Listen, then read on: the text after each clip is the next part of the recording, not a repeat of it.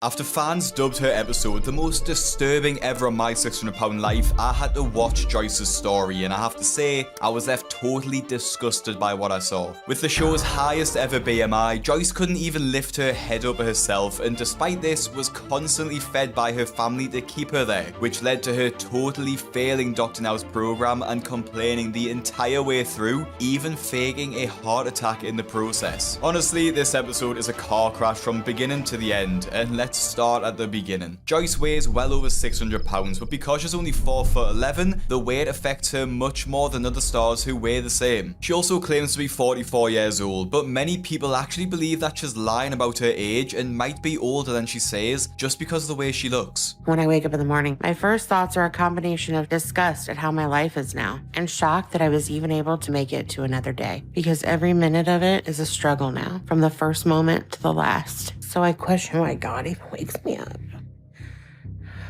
just to go through another day like this. She's a prisoner in her own body, unable to breathe on her own without needing oxygen. Gone are the days where she'd be self-sufficient, as Joyce now has a live-in carer, Dawn, who is actually one of Joyce's friends but is now on the payroll. Dawn? Morning. Morning. You ready to get up? I am. Dawn lives with me and takes care of me, and without her, things would be even worse, because I can't even get out of bed on my own. That's how bad off my body is now. And then once I'm up, I'm barely even able to go a few feet at one time. My weight's too much for me to move around. Joyce can't walk more than 1 or 2 steps, if you'd even call that walking, so she has to take care of all of her personal hygiene needs directly next to her bed. So I have to do everything right here in the same room, including going to the bathroom. So I have a portable potty chair that's next to my bed. And when I'm done, Dawn has to clean me up. And that's probably the most humiliating part of my day. Okay. She also has awful lymphedema, so she has lots of excess fat that just hangs between her legs. Dawn has to make sure this is constantly clean, otherwise it's at risk of becoming infected. Bucket's ready. I'm gonna go ahead and stand up and go on over. Okay. You wanna hold this up? Yep. What I do for Joyce is get her out of bed in the morning, help her go to the bathroom. And then I bathe Joyce probably 2 to 3 times a week. It's a very long process, and by the end of it, Joyce and I are both exhausted. Bathing me is a very extensive process because of how hard it is to get to all the areas of my body. We wash the lower part of my stomach and underneath it in my bed. But once she's done, she has to use a hairdryer to dry those areas, because if any moisture gets caught under a fold, it'll get trapped there and mold causes sores that will get infected. But Dawn also has to rub a zinc oxide cream on me to help prevent sores, because without it, the natural chafing I have under my folds can start to break the skin over time. And I'm concerned about the sores because that's one of the things that has put me in the hospital before. Now, not to be too mean, but Joyce literally looks like she's melting when she's laid out on her bed, as her skin just falls around her. You can't even make out body parts, just literally just one lump of fat. Because Joyce needs to be cleaned and dried, the entire process takes over 1 hour, and by the end of it, both Joyce and Dawn are absolutely exhausted. But because it tired her out so much, Joyce always needs a treat afterwards, and Dawn gets her exactly what she wants. And Dawn knows I'll be starving at that point, so she always has something ready for me to eat. I get so excited that I finally get to eat. It's the moment I've been looking forward to since I finished my last meal the night before. That first bite is the best moment of my day. When I'm eating, I think nothing. That's what the best part of it is when I'm sitting there eating, I have no worries about anything. I'm just thinking about how good the food is. And that's my life. I'll sit there in my recliner for the rest of the day, and Dawn will bring me food and I'll eat it until it's time to go back to bed. I basically just live to eat now, and I never leave this room. And that's not going to change unless I give up food and stop eating like this. But I can't. It's what makes waking up worth it for me now. Her breakfast consists of 5 takeout boxes of breakfast food, which contains bacon, eggs, toast, and what looks like cinnamon rolls. And she's eaten enough food to feed an entire family in one sitting. Joyce didn't always have this obsession with food, as when she was really young, she was actually a normal size. After her mother married another man, she was sent to live with her grandma, and this was where she started to develop an unhealthy relationship with food, as when she was around 6 or 7, her grandma really started to overfeed her. I think she was doing this as a way of showing affection, but she didn't understand that she was actually feeding her granddaughter just way too much food. When Joyce's mother brought her back into the family home, she couldn't believe how much weight she'd gained. When Joyce was living with my mother, I had no idea my mother was feeding her so much. And when I saw Joyce as large as she was, I was just horrified. And I was really angry at my mother that she had allowed my daughter to gain that much weight. Now, I'm not gonna lie, that Joyce's mother actually looks like it could be her daughter. Their roles could be reversed, and honestly, it would be completely believable, which is why people also think that Joyce is lying about her weight. Her mother tried to put Joyce on multiple diets, worried that if her daughter didn't lose the weight now, she would continue to put on weight into adulthood. But despite the diets, Joyce found ways to sneak food behind her mother's back and continued gaining instead of losing. It was the only thing she had to comfort her, and she didn't want to let it go. At 16, Joyce got a car and a job at a local fast food restaurant, which meant that she had unlimited access to whatever food she wanted. And when the weight started piling on more rapidly, Joyce's mother was furious, begging Joyce to stop, even trying to get her to quit her job so she would stop eating. But she was unsuccessful, and Joyce kept gaining until she was over 350 pounds by the time she was 18, even gaining another 100 pounds by 20. With the death of her dad a few years later, Joyce just couldn't handle the stress and kept gaining until she was over 500 pounds. At this time, she had a daycare business, but because she couldn't move around much, it wasn't actually safe for her to be looking after small children anymore, so she had to close it. I haven't been out of the house in over 3 years. I'm already 44, and I'm the age now that my dad was when he died. And I think I'm even bigger than he was at this age. So I'm terrified that I'm close to dying right now, and that I'm gonna die before my time because I let food kill me. With so many years of trying to get Joyce to change, and she just doesn't, her mother and Dawn have pretty much just given up on trying to feed Joyce healthier foods. Instead, they've just given in and give her whatever she wants. I know my family and Dawn are all worried about me too, and they don't think I'm gonna make it much longer. But just like me, they keep doing what they've been doing and help me eat the stuff I'm not supposed to have now. And I know when I do that, my mom's judging me when I eat a lot. But as much as it bothers me, there's part of me where I don't care. I almost kind of have the attitude of like, duh, I don't get this big eating small amounts. So why would you expect me to do so? So I just want to say, shut up and give me the food and then leave if you have a problem with it. Sometimes when I see Joyce eating large amounts of food, I'm livid. I'm just livid. But I'm really always feeling fearful. I live in a lot of fear because I just feel that she's gonna die and that there's nothing I could do about it. For dinner, Joyce has basically an entire tray of lasagna, and on top of that, she has several slices of garlic bread and some fried chicken too. And I actually think that's fried chicken, I'm not actually sure, I'm just guessing. Most of the food the stars eat on the show is some fried beige substance, and Joyce is no different. This meal is definitely probably over 3,500 calories, if not more, which is more than the average woman is supposed to eat an entire day. And the irony is, when the cameras pan over to Dawn and her mother, their portions look absolutely tiny in comparison. They literally look like they're having whatever they can scrape from the side of the pan after they've served Joyce's portion. But the reality of all these years of overeating have had an effect on Joyce, and she decides to make a change and turn her life around by seeing Dr. Now. And the only problem is, with him being in Houston, she needs to make her way down there for at least a year while she completes the weight loss program. Dawn is happy to move to Houston with Joyce, but some people think that this is a little bit disturbing. But Dawn is willing to be down there with me for as long as I need to help me and take care of me. And she's also packing up all our stuff and trying to get everything taken care of so we can be free and clear to move down. So poor Dawn is doing pretty much all of the work. I am preparing to get Joyce and I moved down to Houston. Joyce hasn't been able to physically help me pack, so it's been hard, but it is Joyce's last chance to get the help she needs. And if there's anything that I can do for Joyce to get better, I'm going to do it.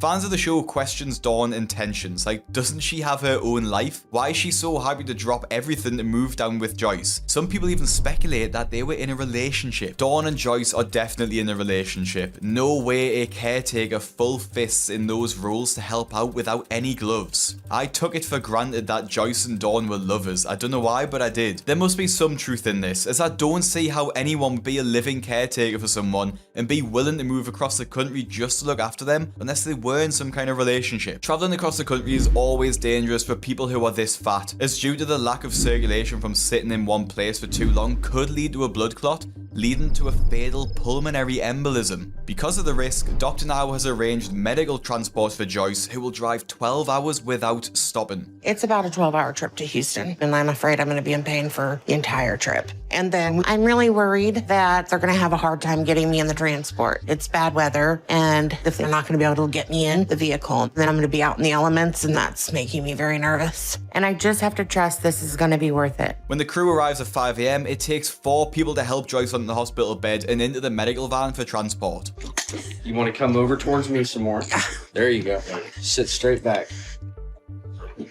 Good. You scoot your butt as far back as you can. This is it, because I have a lymphedema. It's all right. They're going to get your legs. We're going to swing them over. I'm going to try and support your back. They got this. There we go. All right, we ready? 1, 2, 3. I got you. Hold on to me. Hold on to me. Just slow and easy. Nice. Here, grab my arm. There you go. Yeah. All right. All right. Yeah.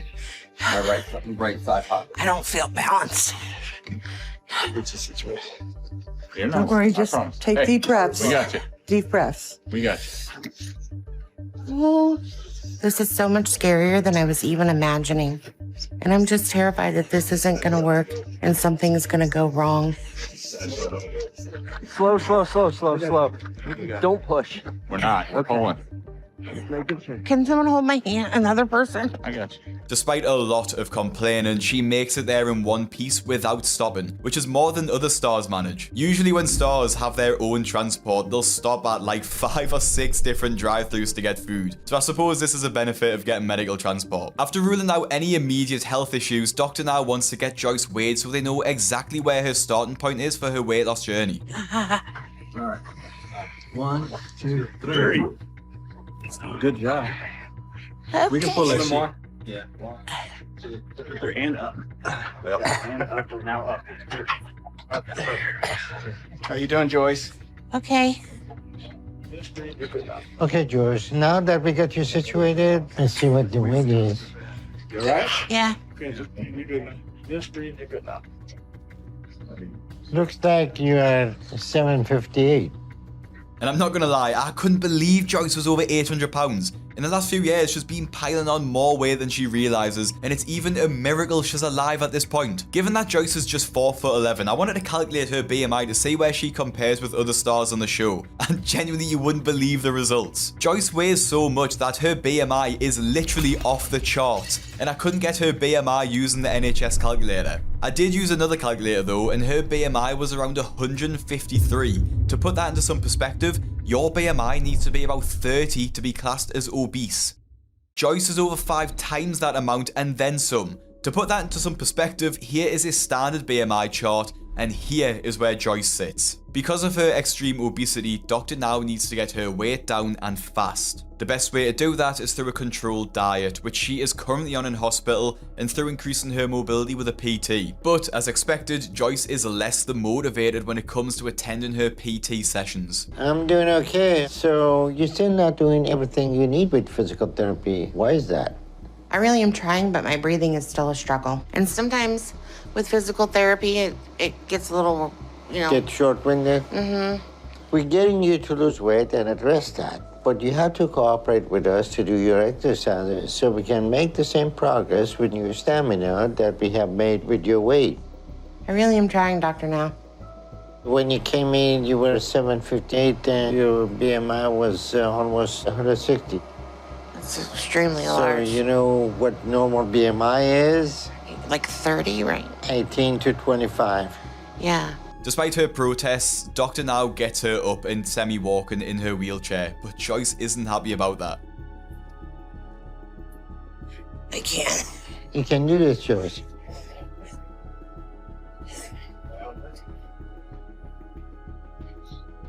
This much activity is really hard on my body. And I don't think Dr. Now understands that and just how much this is for me. But I don't know if I can do a whole lot more because this is really painful and I feel like I'm about at my limit. But I'll try to stand long enough to get my weight. I just don't know how long I can last. She doesn't think Dr. Now knows how hard it is for her. This is literally his job. He's around super morbidly obese people every single day. Of course he knows how hard it is for them. After promising that she'll start walking more, Dr. Now agrees to let Joyce continue the program at home after being in the hospital for over a month. If Joyce wants to qualify for weight loss surgery, she has to prove that she can lose weight at home rather than just in hospital. And to her credit, Joyce does do some exercise from home, even if she does complain the entire way through. I've been working really hard to do what I can and make progress with my ability to do more. I know it's not as much as PT and Dr. Now wants, but I really am pushing myself to do as much as I can. All right, feeling good? You ready? Catch your breath? Mm-hmm. So what we're gonna do is we're gonna walk over to the bed. So I want you standing up right here in front of your chair. Dr. Now wants me to get to his clinic in a couple weeks without a medical transport. So I have to get to where I can handle walking to a car and getting in by then, or I'll miss my chance to show Dr. Now I can do this on my own. So I'm working to get my stamina up to do that and hit my weight loss goal, because I have to get surgery. Without it, I don't have a chance. Good job. As for weight loss, it's hard to tell because Joyce is so big and she still can't walk, so she needs to be weighed in a hospital bed rather than standard scales. As Joyce can't walk and she's too fat for a wheelchair, there is just no way that she can get to Dr. Now's office without medical transport. But when she still can't get up and walk after a few weeks on a diet, Joyce says one of honestly the stupidest things that I've ever heard anyone say on the show. I've been working really hard the past month, but I'm still struggling to get up and walk, so I'm not 100% sure why. I've done PT every time they come over, and I've completely stuck to the 1,200 calorie a day diet. The only thing I can figure is that maybe for my body, I can't lose weight on 1,200 calories. I think I'm done. Okay, thank you. I'm sorry, but what? Joyce thinks that she can't lose weight on 1,200 calories. That's just impossible. If you eat less calories than you burn, you'll lose weight. It's as simple as that. Concerned that she isn't sticking to her diet, Dr. Now invites Joyce to do a video call with him as she missed her appointment because she couldn't find a way to get there. I'm doing okay. So what's going on for you to miss your appointment? I've had some transportation issues, as you know. So I've been trying to figure out how to get there. I did look into an ambulance, but it was just too expensive for me to afford to go that way. Well, Joyce, you should have lost enough weight that today you should be able to walk as much as you need to the clinic and come and see us. But that's not happening. So what's going on with your eating habit? I am still following the calories, but I think I'm gonna have to take in a lot less calories than 1,200 to make any difference. You're eating too much. You're eating 5 to 6 times what you should be right now, and that food is more important than saving your life. No, it's not. It's been a struggle for me to figure out how many calories I need to get it off faster. I mean, all home cooked, low fat, low carb, high protein food. Low fat, low carb, by now you should have lost something, but that's clearly not the case because you look like you have gained. No, that's not true. I have lost weight because I can feel it in a lot of ways. You know, my clothes fit better and it's easier for me to sit up than it was when I left the hospital. So I know I'm making progress, but I may not have lost the amount of weight that I should be losing. But that's because I think the diet is wrong and 1,200 calories is still too much for me. Joyce, you're delusional if you believe that. You think you're doing okay? Because you feel like your clothes are baggy. I can see you right now, and I can tell you have gained. The only question is how much, and that's why it's important we see you immediately. Because if you undo the progress we made with you, your situation is going to get much worse very soon. Joyce is convinced that the only way she'll be able to get to Dr. Now's office is via medical transport. But what she fails to realize is that if she stuck to the diet, she would have lost enough weight by now to walk to her car and make her appointment. If she still needs an ambulance to transport her, she clearly won't have lost any weight. So there would be no point in her coming to the hospital and getting weighed anyway. But Joyce actually shows some determination and tries to make her own way to her next appointment with the help of Dawn and her mother. The only way she can fit in the vehicle is by sitting on her motorized wheelchair in the boot of the car, getting in and out via a ramp. But she encounters yet another hurdle, quite literally, when her chair can't make it over the entryway.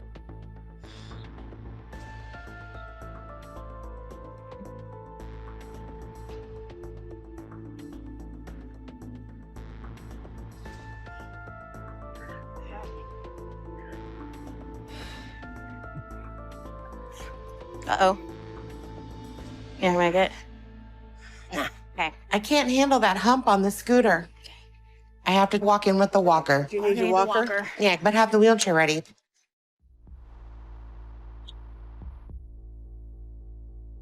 This is taking so much out of me. I wish Dr. Now would just listen to me and see the fact I can't walk yet isn't my fault. And so having to do this is abusive and not right. Whenever you're ready. Are you there? Yep. Now, how on earth is Dr. Now being abusive by asking Joyce to make her own way to her appointments with her own body? The funny thing is, she did it too, without many issues. If she just stuck to the program, each visit to Dr. Now should be easier, but clearly it isn't, because she isn't sticking to the program. And when she gets weighed for the first time since she went home, things don't quite go as planned for Joyce. We have to do the walker again, I think, because I don't think this fits through. Okay.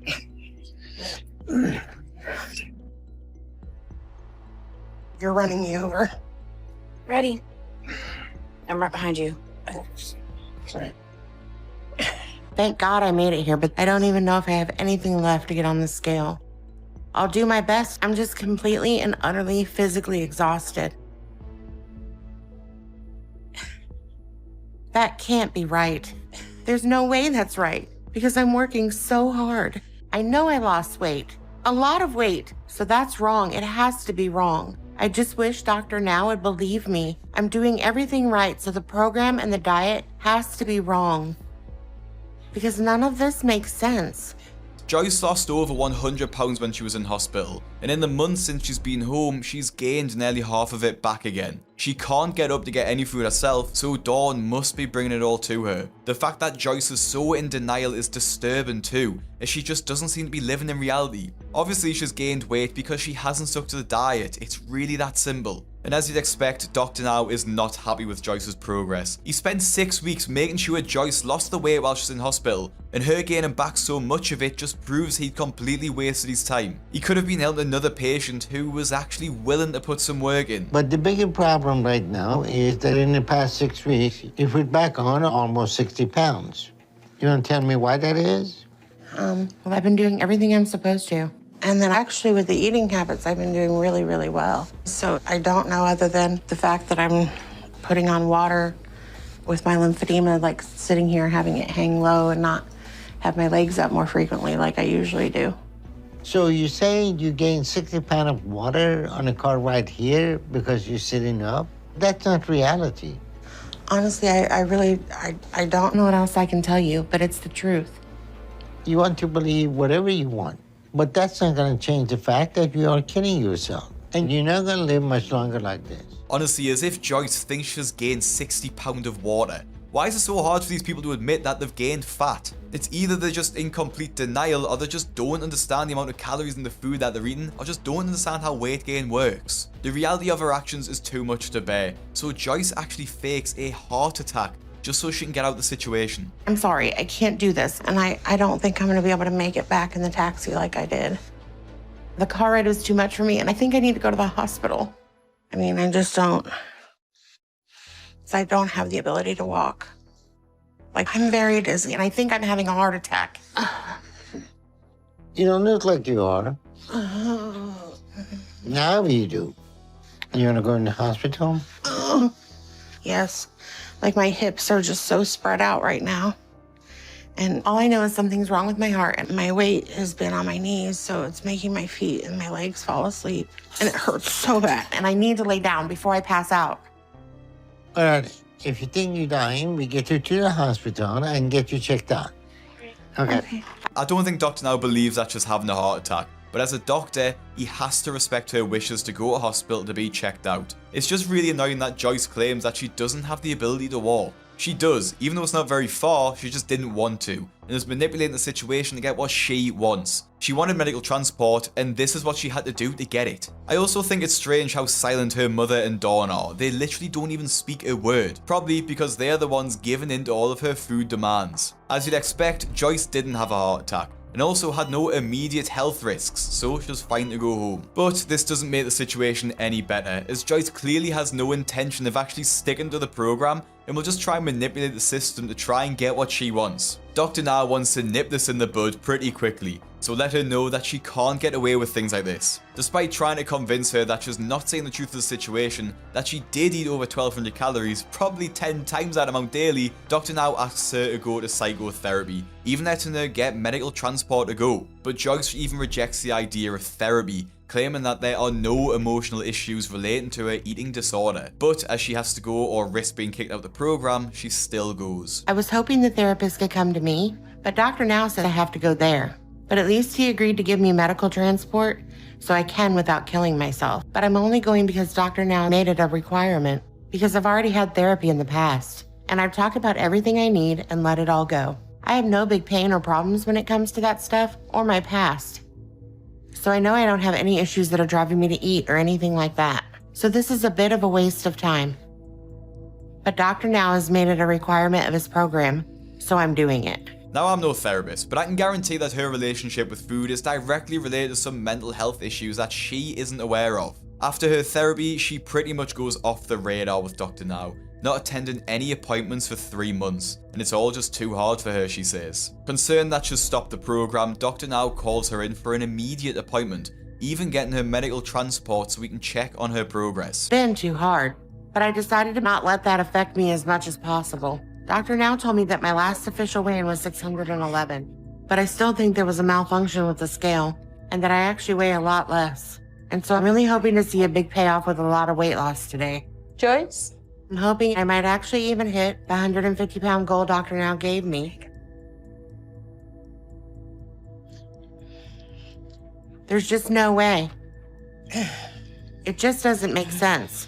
But I know now the scale is definitely messed up.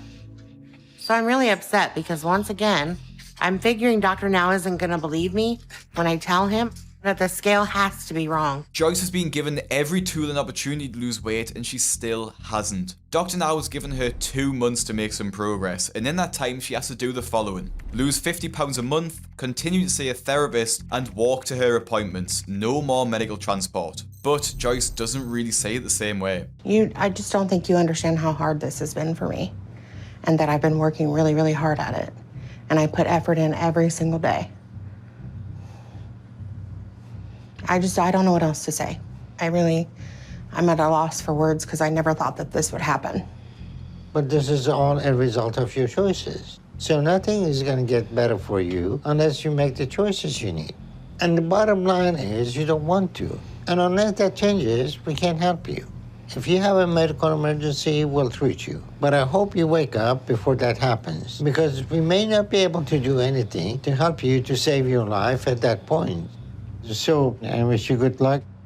Okay. Joyce is just another one of Dr. Now's patients who didn't ever really plan on losing the weight. She attended her appointments just to show face, but really wasn't involved. If I was Dr. Now, I would have pressed Dawn and her mother more harshly. The entire time, they haven't been held accountable for their actions, because at the end of the day, they are the ones bringing Joyce the food. I don't think Dr. Now is being fair or reasonable at all.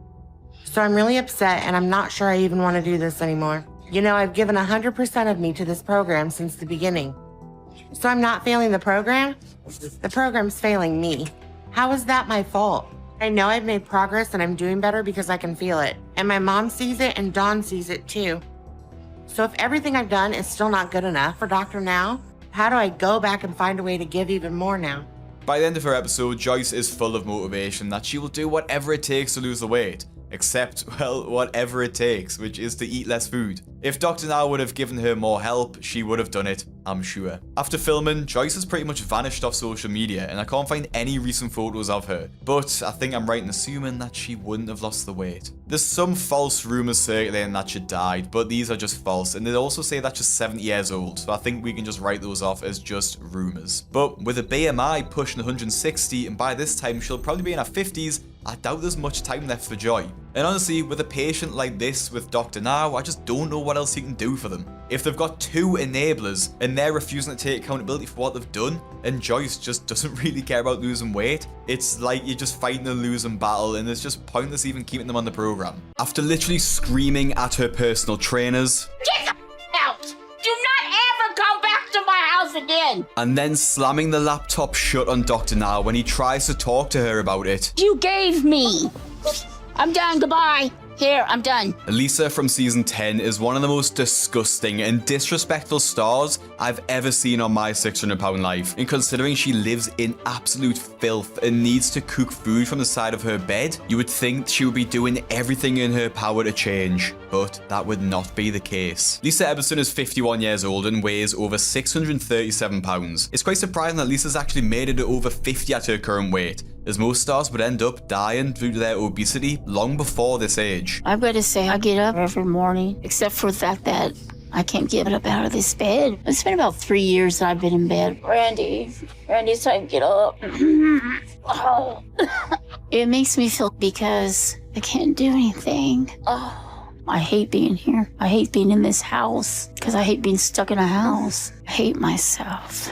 I just feel like I've let myself down and everybody around me. Lisa has been bedbound for over 3 years now and completely relies on her boyfriend Randy to take care of everything for her. Lisa also has to take a large quantity of medicine every single morning for her obesity-related illnesses, which is literally an entire bag full of medicine. With Lisa not being able to get out of bed, Randy has to do all of the cooking for Lisa, and with her size needing at least 8,000 calories a day to be maintained, you have to wonder what Randy's making for her and how big the portion sizes are. Well, for breakfast, I cook her eggs and toast and give her cereal and sometimes cottage cheese. Makes me upset because I don't want her eating that stuff, but I don't want to make her mad, so I give it to her. Lisa gets upset all the time because she wants to get up out of bed and do things, and she starts crying. It makes me upset because I love her with all my heart. Sometimes I hug her, and other times I tell Lisa it'll be okay. I'm her biggest cheerleader. Randy seems to have the same excuse that many other enablers on the show have. They feed out of love and the fear of upsetting their partner. But how far can love actually go when you're really just slowly killing them with food? Now, with his breakfast, Randy brings a portable stove and a pan over to Lisa so she can cook at the side of her bed, which does make her a little bit responsible for her diet. When you turn to food for comfort, it's like your best friend. You know, you can eat it and you can cuss while you're eating it and tell them everything you're doing, and it's not going to talk back to you and it's not going to judge you. Food makes you feel good while you're eating it. It makes you happy. But then by the time you're done, you feel so guilty. It's like it wasn't worth it. Or eating all that food because you know that food's killing you. You know how bad it is? It's absolutely terrible. And food becomes your best friend. It's your only friend. But it's always there. I mean, I've tried like not eating so much and stuff like that, but I'm a stress eater. So whenever I'm stressed out or something, I eat. The absolute mountain of food that Lisa is stuffing her face with is actually comical. She can't even get it in her mouth fast enough. She seems to have an entire packet of bacon, a whole tray of eggs, and honestly, it looks like an entire loaf of bread too. With the food piling so high on her chest, it doesn't even look like she can see over it. The fact that Lisa's also making and frying food next to her bed is honestly just disgusting. I hate the smell of bacon in my house, and when I'm cooking bacon, I have to have all of the doors and windows open and have the extractor fan on. I don't even want to think about how bad her tiny room must stink of old food, and I highly doubt that those bed sheets are getting washed anytime soon, given that she's constantly in bed just eating food all day. And speaking of the smell in her bed sheets, it's about to get a whole lot worse when you find out that Lisa just wets herself in the bed too. I feel bad because sometimes my bedding gets wet. And then we have to change the bedding. You know, it's kind of stressful. I have to use the bathroom with stress on my body. Sorry. Oh, you don't get as good as you can. We have to change the bedding. So yeah, I'm stressed a lot. And then if it's bath time, we'll take a bath. You're all over? Yeah.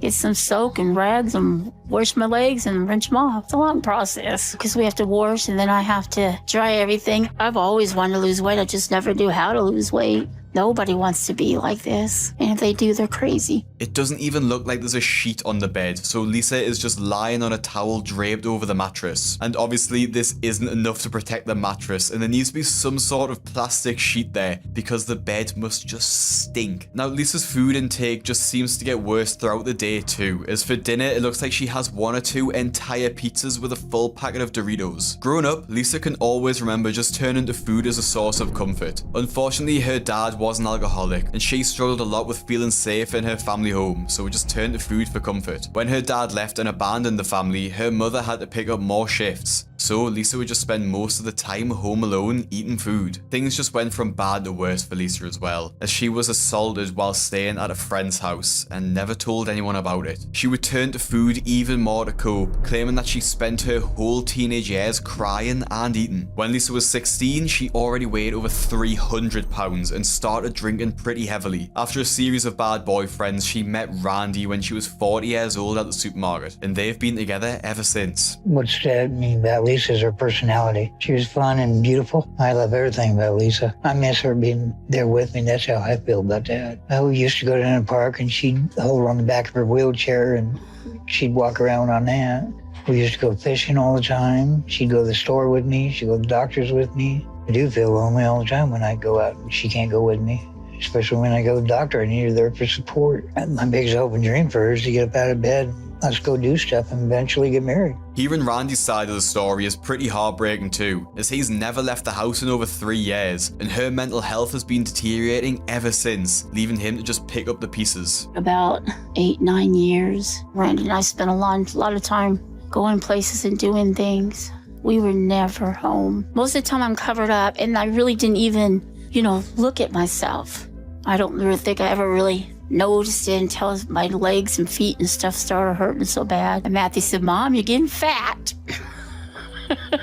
Lisa's weight gain really crept up on her as slowly she stopped being able to do things she enjoyed, like going out with Randy. Doctor told me if I stood on my ankle, it was gonna puncture the skin. The bones were gonna go through my skin. Started staying in bed and I never got out of bed. By that time, I know I had to weigh about 600 and been here ever since. With no other options but to lose the weight to avoid literally dying, Lisa makes an appointment with Dr. Now. Hi, Lisa. I'm Dr. Jordan. Hello. How are you today? I'm fine, and you? I'm good, thank you. Well, nice to meet you.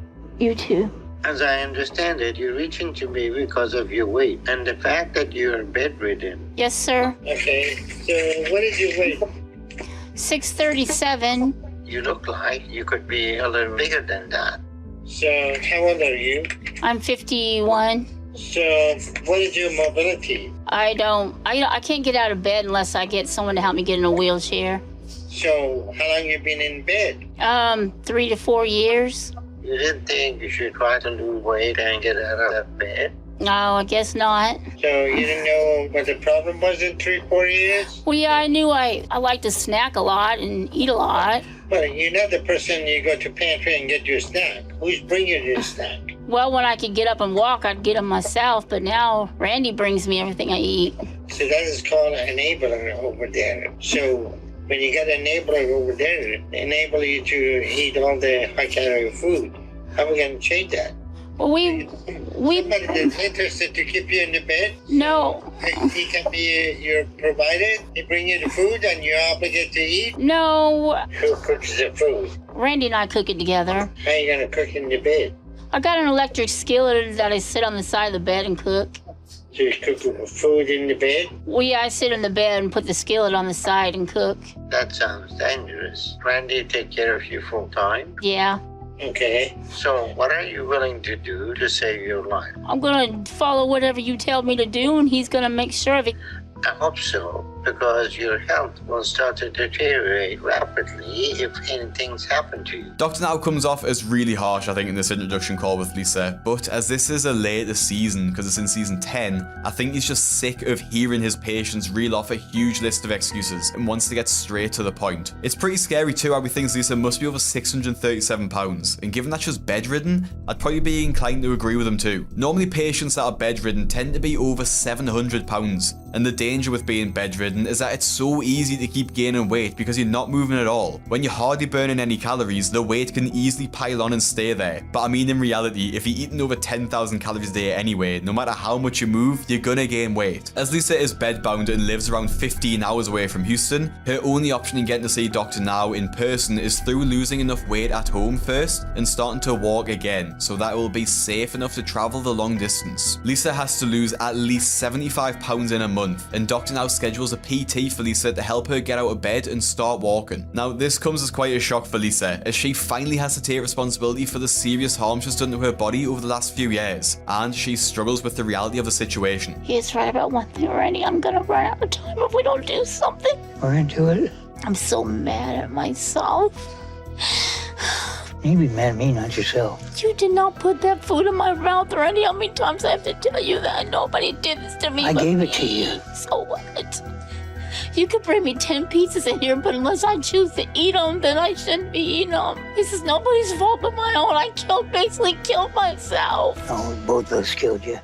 No, I did. We're gonna get you out of this. The problem with Lisa is that up until now, she showed absolutely no effort to lose any of the weight before, or even try to get out of bed. All of the habits she's created, like being washed in her bed, going to the toilet in her bed, and having the stove next to her bed, has created the perfect situation for Lisa to stay in bed. When Lisa wanted to cook but couldn't get out of bed, she should have done everything she could to get out, rather than just make herself more comfortable by getting a portable cooker so she can stay in bed. I don't know how many times I've just said bed there, but situations like this just really frustrate me because she's just making zero effort at all. It'll be a really big uphill battle for Lisa, as there's a huge part of her that just wants to stay in her bed, and given her age, I think she'll struggle with motivation quite a lot. Dr. Now has given Lisa all the tools she needs to lose the weight, but it'll be completely up to her to put the plan into action. But just a couple of weeks into the program, and she's already starting to complain. The diet is confusing. He wants me to eat a lot of protein, no carbs, but he don't want me to eat like fat stuff, a lot of hamburger. My sister Robin cleaned my house out for me. Got rid of all the junk food. I filled my kitchen with healthy stuff. Whatever. I'm just gonna, like I said, pray to God and hope that Randy will help me figure out what to eat, what not to eat in the servings, and we can make this work together. I don't understand what Lisa means by the diet is confusing. It's high protein and no carb. It's actually really straightforward because there's only probably like 3 meals on there. I think it really just shows how unaware Lisa is of what she's actually eating. And when she sends Randy to the shop to get her some food for the new diet, she really falls short on the list. Hi, honey. What do you want to get? I don't know. Go get some cookies. How many do you want? Get like 6 or 7 cookies. Get some peanut butter cookies. A 6-pack of them if they got them. You want bacon cheddar? You want jalapeno cheddar? Just grab one of each one. Go get some cereal too, babe. We need about 7 boxes of cereal, so keep track of what you throw in there. Get something with sugar on it, since you're standing right there. Get some of that peanut butter right up there. Okay, now go to the candy aisle, and then we're gonna go to the chip aisle. Where's the chip aisle right now? Oh, well, get chips while you're standing there. I don't know, get 5 bags. You might just get a couple jars of that dip too. All right, what else you need? Go to this soda aisle. Get like 8 cases of pop. Just grab any of it. It'll get drinking. Okay, and then go over and get like 6 frozen pizzas. And get a pack of corn dogs too. I don't see corn dogs. All right, just grab 4 bags of pizza roll and get out of there. All right, I'm leaving. All right, babe, that's all we need. So I'm gonna see you when you get here. All right. Okay, love you, bye. The amount of food in that trolley honestly looks like something from a comedy skit. It's filled to the brim with cookies, crisps, pizzas, and sugary drinks, and just ultra processed junk. It doesn't look like there's anything in there actually on the diet plan. No fresh meat or vegetables at all. Honestly, it feels like she's just completely forgotten about her meeting with Dr. Now and just thrown the diet plan out of the window. Well, I can do the exercise and diet Dr. Now wants me to do, but not today. Honestly, if not today, then when? Because with that grocery haul Lisa has now, she has enough food to last at least a few weeks. Although she can probably go through it a lot quicker than that. So it seems like Lisa is just delaying the start of her diet instead of actually following through it. And honestly, I'd hate to think how expensive that food shop must have been too. And it must have been at least a few $100s. But I'm sure some Americans in the comments can help us out and estimate how much all that food would have been. It's been about a month since I talked to Dr. Now. I got Dr. Now's books and the paper he sent. Yes, I understand everything they want me to do. Lisa is outright lying to the cameras now as well, saying that she's doing everything they asked of her, while at the same time eating an entire family's worth of food. It seems like she's just throwing some weights around while the cameras are filmed, and honestly not much else. And while Lisa struggles with her weight, Randy's also suffering with some health issues of his own. Randy, my arms hurt. So my chest. I know your chest hurts. Keep telling you, go up to the doctor, but you won't go. I love Randy because we've been together forever, and he's really good to me. He does a lot of stuff that a lot of men wouldn't do, and I appreciate him for it. You want to go to the hospital, babe? I think I have to. Lay down for a little bit and see if that'll help out. I got pain in my left leg. I don't think Randy's jealous. He's afraid if I lose weight that I'll leave him, because then I won't need him, you know? Right now, he does basically everything for me, and if I could start doing it by myself, then I think he's going to feel like I'm not going to need him anymore. But I mean, that's not the case, because when we first met, I did everything for myself. We got different personalities, though. He's really quiet. He doesn't talk to people. He's not around people, and I'm the opposite. I like to be around people and I like to go out and do things. He's not like that. And you know damn good well, if I lose some weight, my butt's going out. See ya! I tell him every day my expectations for myself in 1 year is to lose enough weight to get out of this bed because I got a date with my granddaughter to take her to the fair. And I do not plan on missing that date. So that's my plans. Lisa talks so flippantly about her plans post-weight loss, while it genuinely looks like Randy's having some sort of medical crisis. Chest pain is the biggest red flag you can get in the medical context, especially combining that with leg pain. These are serious signs of a heart attack. Although Randy doesn't end up having a heart attack, it's clear his needs and issues are ignored by Lisa, who is clearly just a selfish person. We see more of this when Lisa refuses to see the PT every time they come to see her, and Dr. now has to call her to find out what's going on. Hey, Lisa, what are you doing in bed? Sitting here doing nothing. That's the problem I'm calling about. You keep refusing PT and you're not working with them to get up. So last time I talked to you, you said you could sit and get to the side of bed if you had help. And we send PT to help you start to do that, to build up your stamina, but you refuse to cooperate with them. So what's going on? I never said I'd sit on the side of the bed. You must got me confused with someone else. Really? Yeah. So if you can't get up and walk, how do you expect to come to Houston? I'm supposed to be coming tomorrow.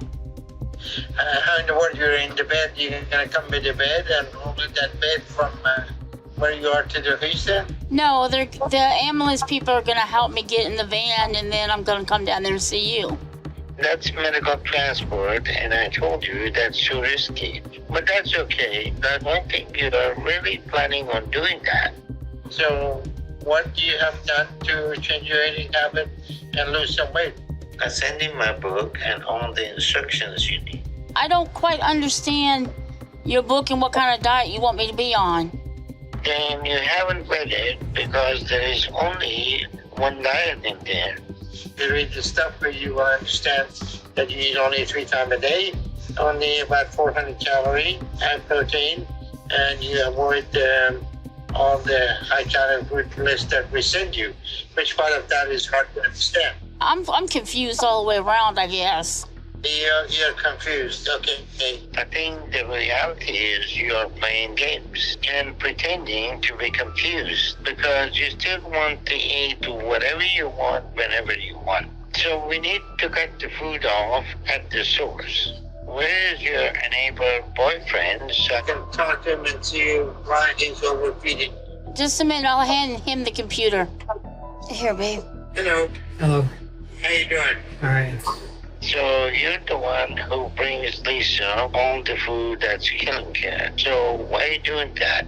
I don't bring her a whole lot. I bring her some. She hasn't lost any weight over the last month. She's still over 600 pounds. So you're not feeding her a little. You're feeding her a lot.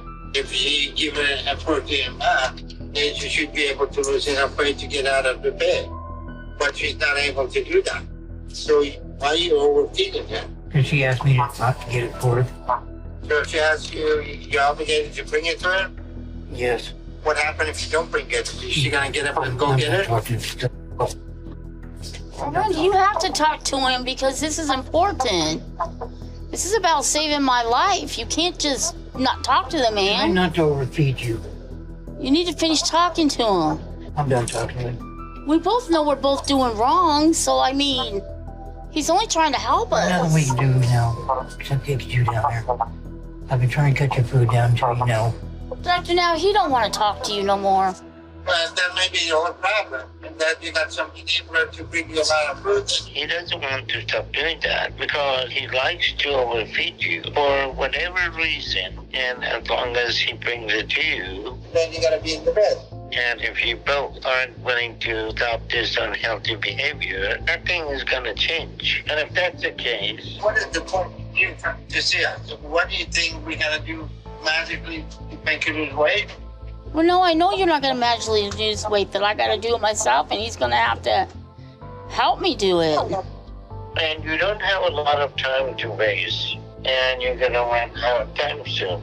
I know. I can't blame Randy for not wanting to speak to Dr. Now, because it's clear that Lisa's just trying to pin a lot of the blame on him. I think Randy honestly just wants an easy life, and he looks like he's in pain a lot of the time. I don't think he actually has the strength to fight Lisa, and to be honest, I think someone should be looking after him as well as her. When Lisa starts to fight Dr. Now, saying that she really is trying, the waterworks obviously start. So what are you trying to say, Lisa? I'm trying to tell you I need help, but I want it. Well, the help that you want, we're giving you the help, you're not taking it. The help you want is to stop eating and stop overeating and killing yourself with the food. And we give you opportunity to do that, and you're not doing that, and you want us to help you. I'm doing the best I can. Lisa. Yeah. Okay. Crying and throwing the tantrum is not going to be a solution for the I'm not throwing no tantrum, Doctor, now. But you are. You know, we gave you all you need to start making the changes you need, and you have every opportunity to make progress this past month. So why you haven't done that? I don't know. Well, what is the point of calling us and you're not doing anything you're supposed to? I do want the help. So what kind of help do you need? I don't know, Doctor, now. I just know I need help losing weight and getting out of this bed. We send you the diet. You need to do it and work with PT. If you want any more help, you think you can do that? Yeah, I can do that. Well, let me talk to him again. The most frustrating thing about Lisa is that she's crying and complaining, blaming everyone around her, but hasn't even done one thing to contribute to her weight loss. I haven't seen her eat one healthy meal at all, and while she has lifted a few weights now and then, it clearly hasn't made a difference. Things only continue to get worse for Lisa when she cancels every single appointment with the dietitian Dr. Now got for her. Annoyed that she's wasting both time and resources, Dr. Now tells Lisa not to cancel the next appointment. It's so important for Lisa to see the dietitian, given that she was so confused about Dr. Now's diet plan in the first place. If she really wanted to become educated on how to eat properly, then she should buy my cookbook and subscribe to my channel, because I talk about obese people a lot and look at where they're going wrong in their lives. The second best option though would be to see the dietitian that Dr. Now was set up for her. Even when the dietitian does arrive, Lisa is pretty rude and uninviting. She doesn't even sit up in bed or get out of the covers when the dietitian Emily tries to speak to her. How's your day going so far? Fine. I probably won't even answer your questions, to be honest with you. I just want to get to know you a little bit, okay? Can you tell me about yourself? I don't know. Ain't really nothing to tell. Well, we didn't just end up here today, right? No. What's some of your story? I don't know. Can you tell me about just growing up and what food was like for you? I don't know. We ate regular meals. Yeah. Did you get the diet that Dr. Now had provided? No diet, no nothing. Okay. You haven't talked to him at all? Yeah, I've talked to him. Okay. What has he provided for you when you met with him? Nothing but rudeness. I refuse to talk to that man again, too. I don't need to be made like I'm a piece of from someone who's supposed to be helping me. You're not a piece of Well, that's not how they make you feel. At this point, Lisa is just straight up lying to Emily. She's said she doesn't get anything from Dr. Now, which doesn't make sense, because we've heard her talking earlier about how the diet was confusing and doesn't make any sense. So which one is it, Lisa? You didn't get a diet plan, or it didn't make sense, or you're just incredibly lazy. What types of things do you like to snack on? Just depends on whatever's around. I don't have a choice. Okay, so what kind of foods get brought into the house? I don't know.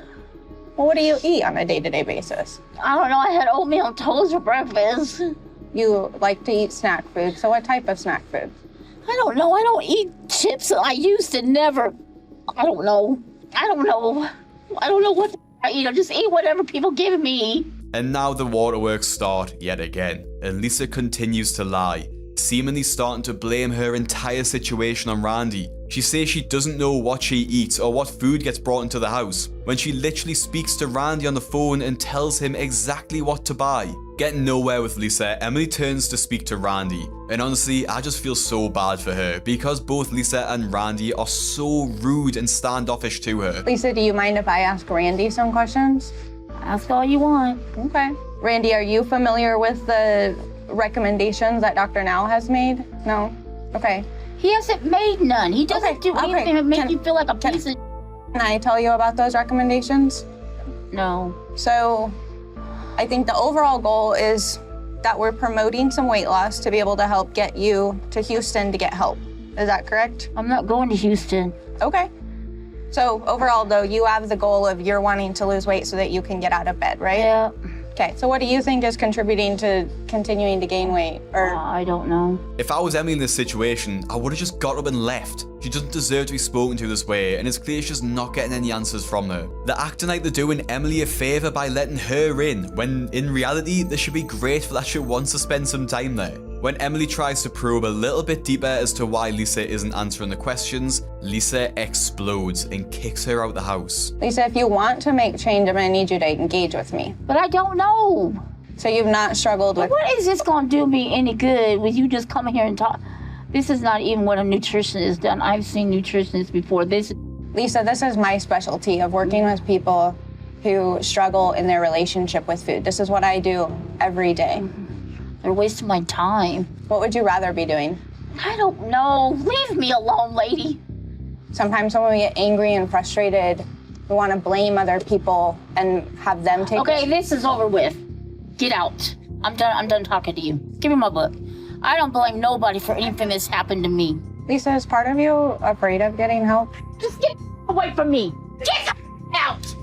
Do not ever come back to my house again. Clearly, Lisa is not committed to her weight loss at all, not even 1%. She refuses to accept that she is the problem, blaming her bad choices on everyone around her. She admits she doesn't know anything about having a healthy diet, yet outright refuses to engage and accept any help. Even hours after Emily has left, Lisa is still worked up from her argument. And then I also told them I cannot do physical therapy after 3:30.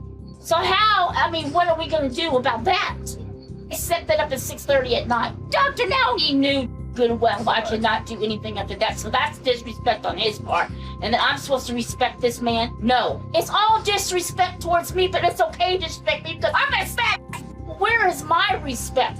Lisa is complaining that Dr. Now is scheduling appointments too late in the day, but when the PT arrives at 6:30 p.m, Lisa still isn't really in the mood. Bring your in. Hi there, Lisa. Yeah.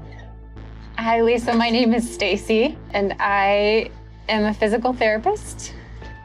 So how about can we do a little chatting first, just to... You got 5 minutes. Okay. Without lifting her eyes from her phone and giving Stacy 5 minutes to explain why she's there, Lisa is the absolute epitome of rude. I actually really cringed at this part too, because I just hate when people are so blatantly rude. And I've got to say, both the dietitian Emily and PT Stacy are both young, good-looking women, so I can't help but think that Lisa might be a little bit jealous of them too. So how about this? What goals do you have as far as physically with physical therapy? What can physical therapy help you There's with? nothing you can do for me. Have you had physical therapy in the past? Are you interested in any type of exercises that you can do in bed? No. I'd like to help you. You are not supposed to be here this late. How is that fair? You are not supposed to come this late. I really don't have anything to say to you or anything I want to do. You wasted your time. Thank you for coming. I appreciate it. I have some resistance bands out in my vehicle. If it's something that you'd like to, I can bring in here and show you a couple things that you can do. I'm not having you show me anything. If you got some papers, I'll take them and I'll figure it out later on. Okay. I don't have any papers with me, but my plan was just to see what we can do today, and then I can get you papers.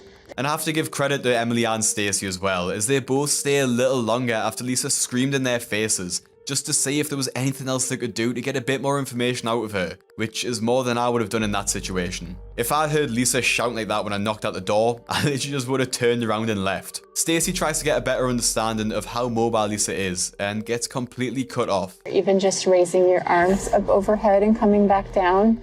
Oh my God, never mind. Thank you for coming. That's the end of it. Bye-bye. Thank you.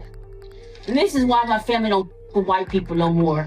Very, very curious as to why Lisa says at the end there, this is why my family doesn't fuck with white people no more. This really doesn't make sense. They were both just two nice women who wanted nothing more than to help Lisa, but clearly she doesn't say it that way. After seeing those interactions, I'm confident that Lisa is honestly just a miserable, disgusting person. After hearing about how Lisa kicked off with both of the professionals that came to see her, Dr. Now arranges a video call with Lisa to get to the bottom of what happened. Dr. Now's a lie because he claimed he sent me a diet and he never did. He makes the devil look good. Hi, Lisa. Hi. How are you? I'm all right. So what's going on with you? Nothing. That seems to be what you do best. Because you're clearly not doing the diet. And you still haven't cooperated with PT. So why is that? I still don't understand no diet. I don't understand your book. It didn't have no diet in that I seen. You don't understand to eat less? Is that hard to understand that? No. I guess it is. I don't know. So why aren't you eating less? I don't know. Okay, and You can't tell me anything, so don't bother wasting your time. And what? Nothing. I'm not talking to you. Why haven't you been working with physical therapy? I don't know. Well, you know, Lisa, if you don't make any changes, you're not going to be able to get out of your bed, and your condition is going to deteriorate, and you're not going to survive that. And you know that, right? Yeah. So you need to stick with a healthy eating habit, and you need to do your physical therapy. The one lady did come. She says I'm too fat, and she don't know how to work with me. That's not what happened. You refused to work with her every time she came, and now you're lying to manipulate the situation. If you want to survive and not die in that bed, you're going to have to do your own part. You know that, right? Yeah. But the simplest of things are hard to understand for Lisa, and when Dr. Now hits a home truth, Lisa erupts, slamming the laptop shut and ending the call. You have to decide to change your life. But I think what you're expecting is for someone else to do the work for you and giving to your manipulation. So Lisa, we've given you everything to change your life, then you have to do your own part. What you gave me? I'm done. Goodbye. Here, I'm done. I'm done. It's clear that Lisa doesn't like to ever feel uncomfortable, and as soon as she does, she has to leave the situation immediately. Lisa thought she could manipulate the situation from the beginning, always planning to have the weight loss surgery without having to lose any weight beforehand. I don't think she ever changed her diet one bit, as she actually doesn't seem to care to live anymore. It's sad to say, but I think Lisa at this point is just completely hopeless. It can either go one of two ways. Lisa can lose some weight to be in a position to travel to Houston for the surgery, or she will just die from her weight. A few months later, Lisa and Randy both contract COVID and are hospitalized, given they both have very fragile immune systems. My boyfriend, he got real sick, and they actually had to come and take him out because he was unconscious. So after that, they're like, you know, they think he has COVID. You really got to go get tested. So I called an ambulance, and they came and got me and took me to the hospital and said, yeah, you got COVID, and this is where I wound up at. Randy's case was so severe that he actually ended up passing away, leaving Lisa alone. After not speaking to Dr. Now for 4 months, Lisa decides to try and call him again. He was a good man. I think it's going to be very hard to go home because Randy's not there. Got to go home to that empty house where I'm used to him being there and all of his stuff there, and he's just not going to be there. The only good news to come out of the hospital is that Lisa recovered from COVID and ended up losing over 80 pounds in a month simply because there was no one to bring her massive amounts of food anymore. After the call with Dr. Now, Lisa has 2 friends who will be helping her in Randy's absence, and she agrees to give the weight loss another go. I think the loss of Randy really put things into perspective for Lisa and obviously terrified her, as she is really lucky to have survived COVID given her weight. It's sad that it had to come to this for Lisa though, to realise the reality of her situation. Back at home, Lisa's friend goes through Dr. Now's diet plan and agrees to help Lisa with it. She also encourages Lisa to start exercising at home too, which is more than she's ever done before. 3, 4, 5, 6, 7, 8, 9, 10. This arm is weak. You got this. Okay, now we have to do the leg ones. Okay. 2, 3, 4, 5, 6, 7, 8, 9, 10. Okay. Oh, now I'm wore out. Let me check my oxygen since I've got no oxygen on. It's scary to think just how immobile Lisa actually is. Imagine being stuck in a bed like that and being barely able to move your arms without being completely exhausted. A few weeks later, Lisa also agrees to speak to a therapist, which she does over a video call. She's pretty open with him, surprisingly, and ends up getting emotional as soon as Randy is mentioned. Randy was one of those people who would do anything and everything for you. He was pretty committed to seeing you get out of that bed, I bet. Yeah. I want you to hang on to that, because I think that probably the best way you can remember Randy is by losing weight.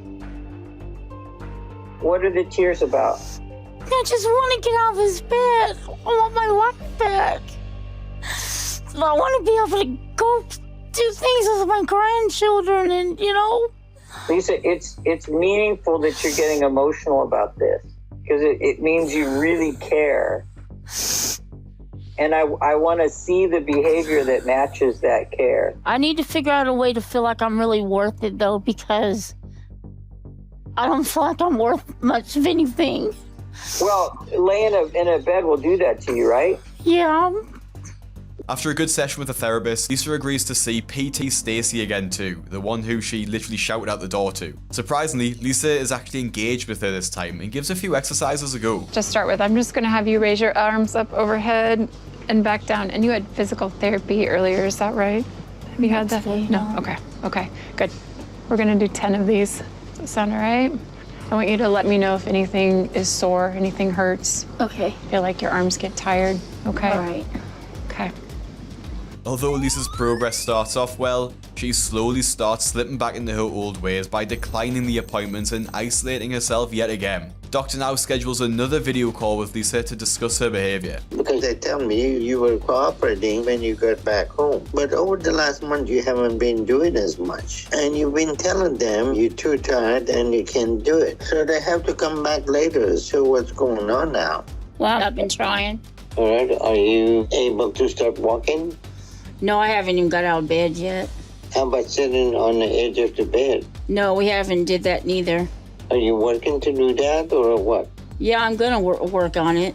All right, so being in the bed for that length of time, you develop a fear of walking, and I think that may be a factor here. You need to work through that, okay? Okay. So you can work with the therapist to work with that fear of walking, and that's going to be important because getting up and moving around is going to be a very important step in your recovery. Lisa is putting in more effort this time around, but is quickly losing momentum and falling back into her old habits. She lost over 80 pounds in the hospital, and it's so important she doesn't gain that back at home. But as she's snacking and eating more again, it's likely that she will if she hasn't already. Now, since the episode aired, there isn't much to talk about with Lisa, although she did give an interview where she said that she wasn't happy with the way she was treated by the producers of My 600 Life. She said that they fabricated storylines and even turned off her hospital equipment to add to the drama of the show. Outside of that though, it seems like she's still on the program and is still losing weight, and honestly, I hope she does lose weight for the good of her health. From soiling himself in Dr. Now's office to standing on a scale that couldn't even register his weight, Shawn Milligan was not just the heaviest patient ever in My 600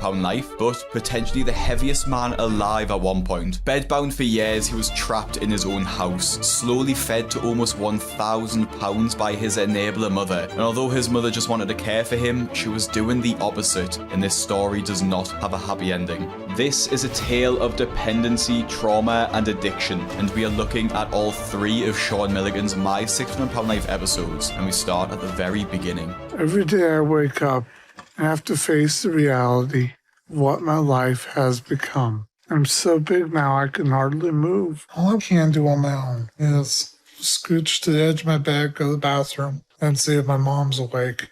I can get up, but I can only walk a few steps. So I just stay here in this bed no matter what. I can't do anything for myself anymore. Completely bedbound, Shawn is in an awful state. He can't do anything for himself and relies completely on his mother to look after him. Shawn is even too big for clothes, so he's just draped a bedsheet over himself, much like the infamous James King does. When you're over 1,000 pounds and bedbound, there has to be someone who's enabling the entire process. For other stars on the show, they can definitely get to over 600 pounds themselves, but beyond this, there is always someone behind them who's encouraging this behavior and bringing them food. Some family members of the stars overfeed out of love, as they simply don't understand they're causing harm through these massive portions and constant snacks. Or some more devious carers want to keep their loved ones in a morbidly obese state, as it allows them to receive a carer's allowance from the government and stay out of work. Whatever the case, there's almost always an enabler feeding the star behind the scenes, and in Shawn's case, we're going to find out who that is and why they do it. Mom, how you doing, sweetie? Good. I just like Shawn has to just totally be taken care of from head to toe. You know, everything has to be done for him. Renee, Shawn's mother, is his primary caretaker, looking after meals and some aspects of his personal hygiene. But as Renee is an older parent and because Shawn is so big, they also have to rely on an additional caretaker to come in and help with his bathing routine and also prepare more meals. For people who are super morbidly obese like Shawn, hygiene is one of the most important aspects of their life. When you have so much excess fat, it essentially pulls and stretches the skin, causing tears if unwashed, and then become infected and then become extremely dangerous. Shawn has gotten so big, I can't handle cleaning him on my own anymore. And it's really important that he stays clean because he gets open sores real easily. Shawn can only stand for about 5 seconds, using his reinforced walker to hold him, while his mother and carer wash his back and legs. It must feel absolutely awful, being so limited by your body and not being able to leave your own bed. I'm a prisoner. All I want is out. And I never really thought my life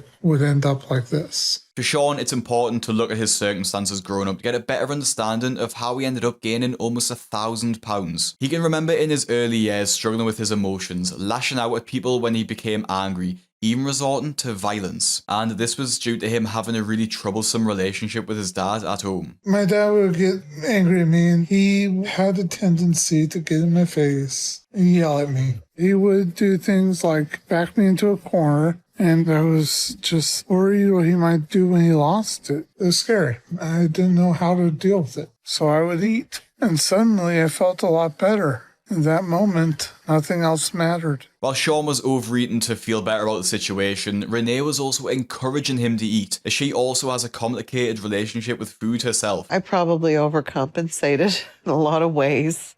I couldn't go to the store without bringing him home a treat. I have an eating issue myself, and it's hard to fix in someone else what's wrong with you. I started putting on a lot of weight, and by the time I was 9, I was probably 150 pounds. And then when I was 10 years old, my mom and dad split up. I realized it wasn't healthy for Shawn to stay around his father, but the divorce really had a hard effect on Shawn. It really bothered him. I felt like it was my fault. Felt like my family had fallen apart because of me. So I kept going to food to deal with those feelings. I would get out of school and my mom would be at work, so I'd just come home and go straight to the fridge. I'd eat anything and everything I could get my hands on. And that's when the weight gain started building. It seems like because of Renee, Shawn's eating habits have just multiplied, and he's had no one to teach him how to have a healthy relationship with food. Now, I do sympathize with Renee, because ultimately her intentions are good, and she's just trying to make her son feel better. She also probably had no one to ever teach her how to eat healthy either, and she's just passing down the only habits that she knows. But at the same time, Shawn was almost double what a healthy weight should be from a young age. He was clearly morbidly obese even in school, and Renee should have educated herself on the topic, and perhaps Shawn wouldn't have been in the situation he's in today if she did. Shawn continued to gain about 50 pounds every single year, eventually reaching over 400 pounds by the time he was in high school. This level of weight gain is so dangerous, and honestly, I'm surprised Shawn is even alive at this point, having been this heavy for so long. To make matters worse, in his senior year of high school, Shawn fell down some stairs and severely injured his leg. Recovery was hard, and because of his size, he just became bedbound. It's been 8 years since that happened. And I've been trapped in this bed, and I've been getting bigger and bigger. To the point now, I don't even know what I weigh. And I'm scared to find out. My knee has never fully healed. So I just kind of sit, watch TV, knit, play games. I miss being able to do simple things for myself, but it's just not possible anymore. And I know it's because of my eating. And I mean off topic, but I would have thought at this point CPS or someone would have came in to protect Shawn from his own mother, because they could see the writing on the wall. He was already that big, and then becoming bedbound, he's only going to get bigger. Being bedbound is incredibly dangerous for someone who's already obese. It limits the calories that they're able to burn due to a lack of exercise, and it gives them no distractions to not eat. When you're stuck at home all day, in bed, food food is always available. If Shawn doesn't work, it's not like he has to wait until the end of his shift to have a snack. He can just get it right there and then in the middle of the day, or just any time he wants. But this situation's really taken a toll on Shawn, and his life now constantly revolves around food, and it's just all he can think about. For me, eating can be an all-day thing. I keep snacks under my covers just to make sure I have something nearby when I want to eat. Hey, Mom, I'm probably going to need a little snack. Shawn has no appetite control. He's hungry incessantly. What do you want? Just a couple burgers and soda. Maybe medium fry. Oh, could you give me one of those caramel sundaes? Sure, no problem. Sometimes it's just easier to give him what he wants, and unfortunately, I do that all the time. Okie dokie. I've had people tell me, you don't have to give him food just because he says he's hungry. But I'm a mom, and when your kids say, I'm hungry, Mom, feed a kid. It's no surprise that Shawn is always hungry, because in order to get to his size, he must be eating at least 10,000 calories a day. And as Renee explains, when he's hungry, he just needs food, and he needs it fast. The volume of food that Shawn eats would take hours to prepare, so the easiest thing for Renee to do is to go to drive-thrus with a handwritten list and reel off his mammoth order. Because Shawn likes to eat pretty regularly, fast food really is pretty much the easiest thing to do. Great. Thank you very much. He has very little in life to really look forward to. So my coming home with something is a very big event for him. Food has kind of become my comfort. Kind of like a child with their blankie. Got the bag. When I'm sad or when I'm stressed, when I'm just plain down in the dumps, I turn to food. I don't know what tomorrow will bring, but at least I know food is there. Losing weight is the only way I can survive this. But I can't stop eating. I'm done. You're done? Can I have a couple pieces of yours? Shawn is killing himself slowly. If we don't change, I don't see Shawn living more than 6 months. All right, kiddo. Eat what you want to eat. Something has to change. I'm killing myself more and more each day, and I'm tired of just existing. I want to have a family. I would love to have friends. I can't even do that now. I need to lose weight just so I can live. I have no other options. And if I don't, I'm dead. Shawn's behavior towards food has been incredibly damaging, and his addiction is stealing his life away. He hasn't left his house in over 8 years and only enjoys eating food. I'm honestly surprised that Renee has let it go on for this long. How can she see Shawn eating himself to death in front of her and not only stand back and watch, but actually just encourage the behavior? Renee infantilizes Shawn, treating him like a baby in a crib where he wails whenever he needs her. I think she's obsessed with feeling needed by him and loves to feel like a good mother by just giving him whatever he wants. But the fact of the matter is that Renee could have stopped feeding him at any point. He's bedbound anyway, so it's not like he could have just got out of bed and made the food himself. And many other Redditors agree on this take too. I blame the mother. She worked against the doctor. She fed her precious child after a sprained ankle to the point of no return. She could have put a stop to it at any time. She was selfish and downright evil for encouraging him to eat so much and being inactive for years. 2 weeks later, Shawn and his mother have to make the difficult decision to move to Houston for Dr. Now's treatment. The journey there means that this will be the first time that Shawn has left the house in over 8 years. The trip will take around 30 to 40 hours depending on how long Shawn can stand to be in the back of a van for. Flying is absolutely out of the question due to his size and the associated health risks, so he has to travel on a mattress in the back of a van. I'm very worried about that. If I fall, it'll be near knee popped. Ow. I'm leaving everything I know to save my life. Look at this guy. He needs to experience life. That's what I hope comes out of all this. There you go. Good. Jake, help me with my leg. 3, 2, 1. This is by far the biggest risk my mom and I have ever taken. Good job. Just at this point. And then no matter what I do or what help I get, I'm still going to be dead soon. The trip is quite complicated, as obviously Shawn is unable to walk and use the public toilets, so they have to create a makeshift toilet in the back of the van. I had to go to the bathroom. And it's a lot more complicated to do simple things I would do at home. I'm stuck! Oh! Got my shoulder in you. Oh, buddy! Oh. No, okay. I hate to see my child in so much pain, but I know this is to help him. I'm just done with this drive.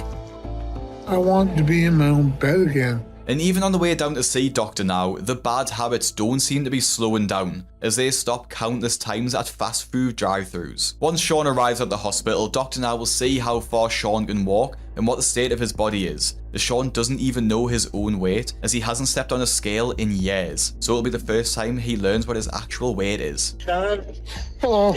how are you today? I'm good. How was your trip? Interesting. All right.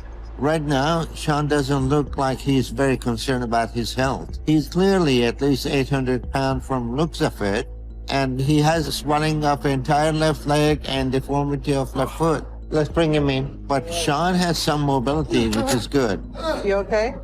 But he can't walk too far, and he still needs to be in a wheelchair. So we get him inside and see how he's doing. Being wheeled around the hospital is the most movement Shawn has experienced in years, so he's struggling with the change quite a bit. Please stop. I can't go any further. Stop.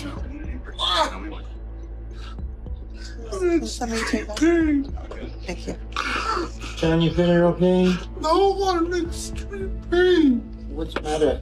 Everything. I'm not used to sitting in a wheelchair. Okay, you don't want to go any further. I will examine you here.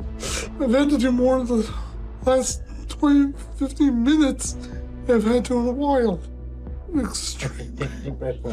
Shawn is throwing a little tantrum because he's uncomfortable in his wheelchair.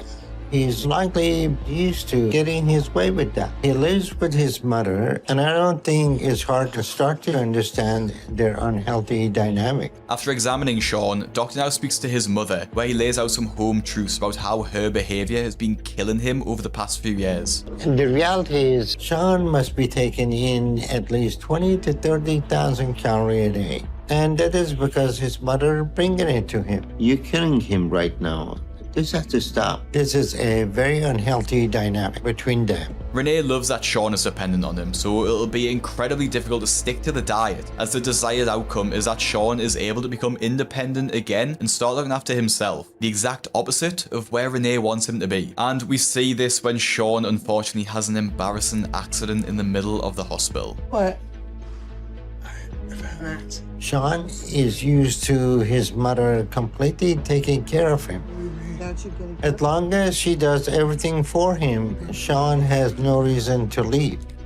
And she controls him with the food. We have to start making drastic changes with him, starting with his home situation. It's clear that Renee kind of enjoys doing these types of tasks for Shawn, even though he's a 28-year-old man who clearly should be able to go to the toilet by himself. And we see the physical effect this has had on Shawn when he finally steps onto the scales. But there's one small problem.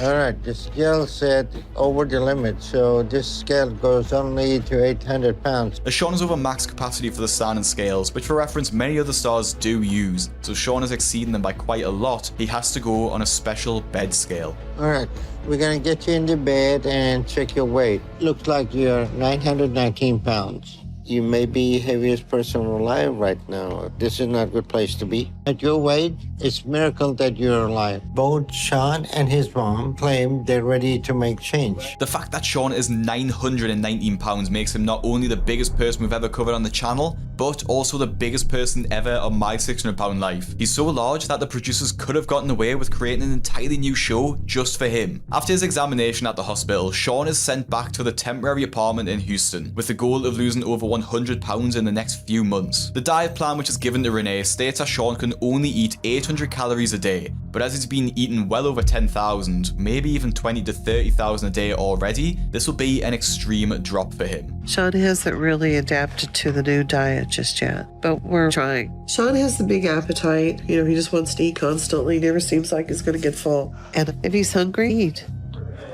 It's really annoying me that Renee is moving around in a wheelchair, when as far as I know, she doesn't actually have any problems that require her to use one, apart from being overweight herself. She also states that when Shawn's hungry, he needs to eat something, implying that she's often going outside the calorie restrictions to feed him. But the thing is, Shawn doesn't actually need to eat just because he's hungry. He's eaten enough food over the past 8 years to last him a lifetime, so he really will be fine if he doesn't eat anything at all. But Renee is letting him indulge in a craving now and then, or maybe all the time, totally going off track from the diet plan. Today I was craving a burger.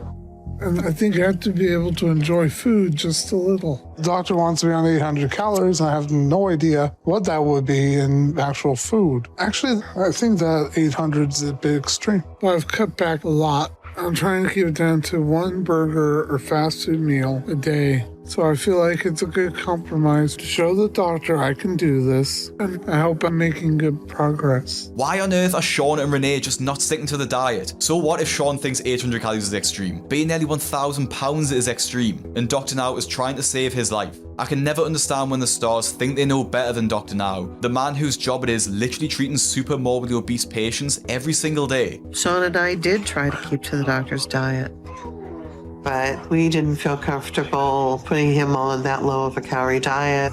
But I really do feel Shawn is doing better now. Crazy how even though Renee didn't feel comfortable putting Shawn on the 800 calorie diet, she didn't reach out to Dr. Now for reassurance, or even suggest maybe just putting him on 1,200 calories a day instead. She tried to just cut down. The problem with cutting down on bad foods is that there's no measurable amount to work towards. You don't know how many calories you're dropping, and therefore don't know how much weight to expect to lose. And I don't know how Renee can say that Shawn is doing better when it takes 3 medical professionals to get him out of his apartment because he still can't walk. Back at the hospital to see Dr. Now 2 months after his first appointment, Shawn had to lose 100 pounds to qualify for weight loss surgery, but it's not looking good for Shawn, as Dr. Now thinks he may have put even more weight on instead of losing it. How is your degree of ability to move around? It's worse. Let me just check a few things. Shawn is so big now, he cannot make it to the waiting room door. He's worse off now, and he looked like he maybe put another 50 to 100 pounds on. Yeah, your edema is getting much worse. At this point, he may be approaching 1,000 pounds. Very few people make it to that weight and survive long. Again, to get a better understanding of how this even happened, Dr. Now decides to speak to Renee. Good.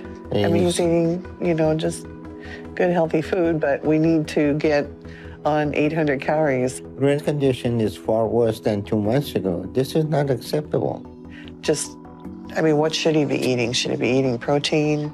I gave you all the information you needed in the diet plan. You're not getting it. Shawn is near death right now, so something has to be done. If I send Shawn home, this will probably be the last time I see him. Right now, we need to get his health under control and his weight going in the right direction. You and your mom has not made a single positive change as far as I can tell. So I'm admitting you to the hospital immediately so we can get your health under control. This is going to be your last chance. Do this or that's it. We will be able to do it. I'm going to admit him to the hospital and start him on 800 calorie diet per day for next couple months. Dr. Now only ever admits patients to the hospital when they either have a severe medical condition that needs monitoring, or the patient won't lose weight at home because of their enabler. And obviously in this case, as we all know, Renee is 100% Shawn's enabler, and I wouldn't be surprised if she never even opened the diet plan that Dr. Now gave her. Another 2 months later, Shawn is still in the hospital, having been on the restricted diet the entire time, and it's safe to say he isn't entirely happy about it. I've been in the hospital 2 months. They've had me on a controlled diet, and I've pretty much been starving. And the most shocking part of all this is that 2 months ago when Dr. Now admitted him, Shawn actually weighed 1,003 pounds. That means that while Renee should have been feeding Shawn at home the diet plan, she was actually overfeeding him, and he nearly gained over 100 pounds in over 2 months. That level of weight gain is actually insane, and I don't think I've ever seen anything like it before. Since being on the diet in the hospital, Shawn has lost weight rapidly, losing 259 pounds in just 2 months. This shows just how much Renee was overfeeding Shawn when she was supposed to be following the diet plan. But Shawn isn't out of the woods yet, as Dr. Now wants him to lose 100 pounds over the next 2 months by himself at home to qualify for the weight loss surgery. Concerned with Shawn gaining any weight back, he also plans to send a nutritionist and physiotherapist to help with his progress. A week later, when he's back at home, Shawn is starting to get fed up with the program already. I've been working on making more progress, but I'm kind of getting fed up with all the restrictions. Dr. Now said he's sending some people to help me stay on track, and today the nutritionist is coming, and I'm not looking forward to it. When the nutritionist arrives, we learn already that just a week in, Renee is already going back to her old habits of overfeeding Shawn. So, are you on an 800-calorie diet? Truthfully, we're probably hitting closer to 1,400 to 1,500 calories a day, and sometimes even a little more than that. I'm still dealing with trying to say no to Shawn on snacks in between meals. Hence the reason why he still got a piece of pizza this month and he still got a donut this month. I know it's a tough thing, but I do think, if you want to have surgery and you want that to come about in a few months or so, you need to really, really be strict. And when another week passes by and the physical therapist comes for a visit, Shawn is again less than inviting. I'm not in the mood today to deal with a physical therapist. I think I'm doing fine on my own. He also doesn't really try at all when encouraged to stand up and take at least one step. Moving is so painful and hard for me. I can't do as much as they want me to. This all just feels like too much. Let's see if we can take 6 to 8 steps. You're at 4. We want to go a little bit further than that. That's all I got to go, actually. Okay. Well, let's back it up. And the more I do, the harder it is for me to breathe. It's just way too difficult and way over my limit. It's quite disturbing to see how the fat on Shawn's legs have fused into position from the 8 years he's been lying down, and how his foot is quite severely deformed too. Not only has his weight had a major impact on his body, but also the years of lying down horizontally have too. A few weeks later, Shawn calls 911 after suffering from severe chest pain. He's brought straight into the hospital to see Dr. Now, where they run several tests to find out what the cause is. But Dr. Now doesn't think there's actually anything wrong with Shawn, and believes he's making up the symptoms to try and get out of the weight loss program. Shawn came to the hospital claiming he was having chest pain and worried he was having heart attack. I suspect that he was making it up to try to get out of his physical therapy and his diet plan, and I think I'm right about that. Shawn, we ran some tests and nothing is wrong except that you need to lose more weight. So I'm guessing that you haven't been sticking to your diet and exercise. Okay, 787 pounds. That's a weight gain just over 40 pounds. That is unacceptable. You can't keep manipulating everyone like you have done with your mother. You're risking your life every day you do this. Either this stops now, or you can try to figure it out on your own, because you think you know better. As Dr. Now is almost out of options and can't convince both Shawn and Renee to stick to the diet plan, he sends a psychologist to help understand the relationship between the pair and get them to understand how unhealthy their dynamic is. He raises an important question about Renee always giving in to Shawn's constant hunger. Could you think about saying no as a way of saying, I love you? I can, because I've kind of had to learn to do that. And I can't say it's a struggle I've completely overcome. I still succumb sometimes. It's hard to say no? Yeah, it's hard to say no. Are you ready to start pushing yourself there? Yeah. Everything that normally you bring him now requires some level of movement. And I don't want you to start real big. I want you to start with something that we know he could do. Right. All right, guys. Well, I think we're going to call it good. Thank okay. you. Great meeting you. Y'all take care. All right. Bye-bye. Take care. The therapy session seems to have gone well, and the pair seem more determined to continue with the program. Whether they've actually stuck with the plan since Shawn's hospital visit is about to be revealed, as he is back in the hospital 2 months later for the follow-up appointment. And just a reminder, in this time, Shawn should have lost over 150 pounds. I really hope I lost the 150 I needed. And I am very, very nervous. 636. Cutting it close, but you did it. So we're going to approve you for surgery. Thank you. It's been a hard journey, but it's well worth it. I'm proud of you. I'll see you later. All right. Okay? Good talking to you. All right. I can't believe it. Yes, Mom. You did good.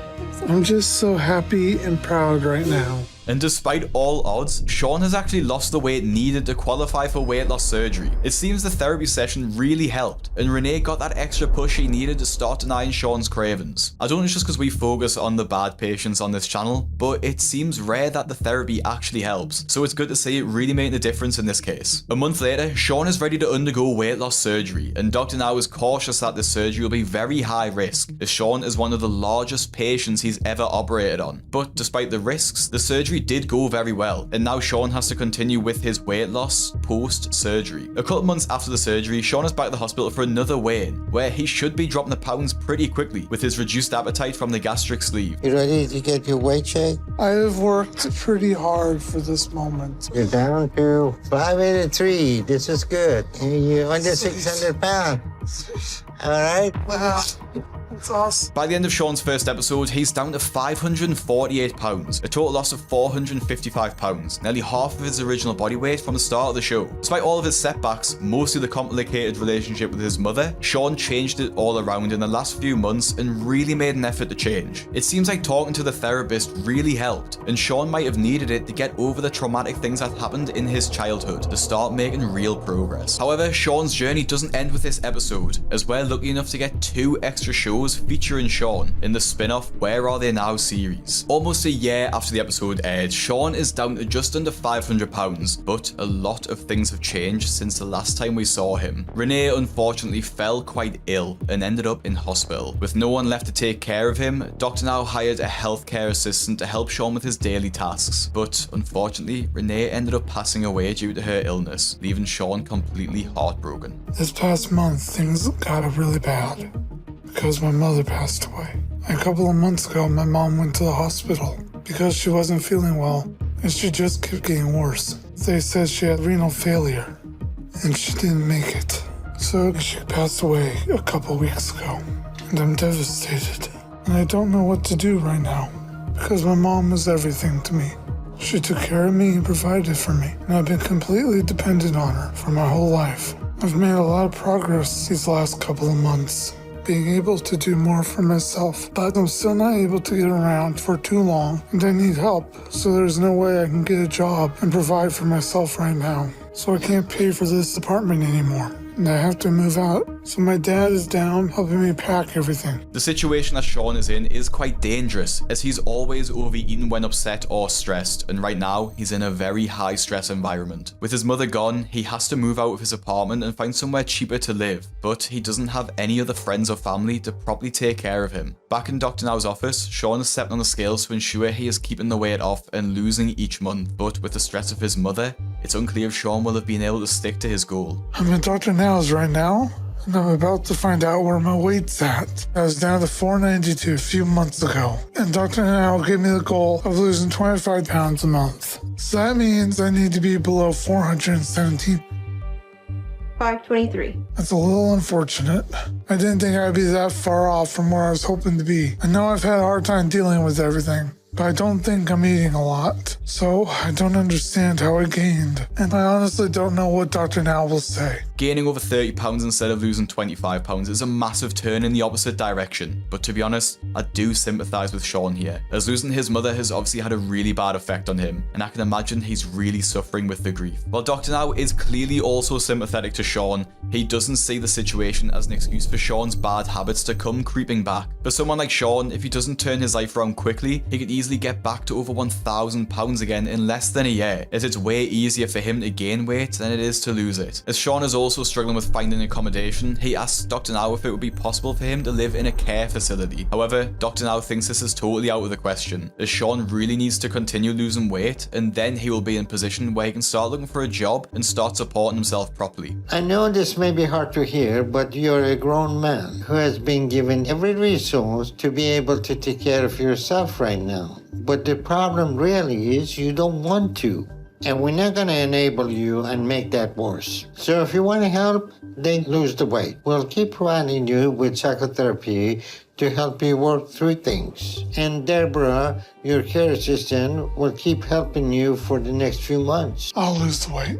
Don't worry. All right. Thanks. When Renee was alive, she did absolutely everything for him, and now that she's gone, Shawn is having to start picking up the pieces and doing the growing up that he should have done over 10 years ago. The first step towards Shawn becoming independent is moving into his own flat, where he has to organise everything himself, and it's safe to say that's not going too well. Today I'm moving out of my current apartment and trying to get into a new one. And the reason I had to move is I can't afford the rent.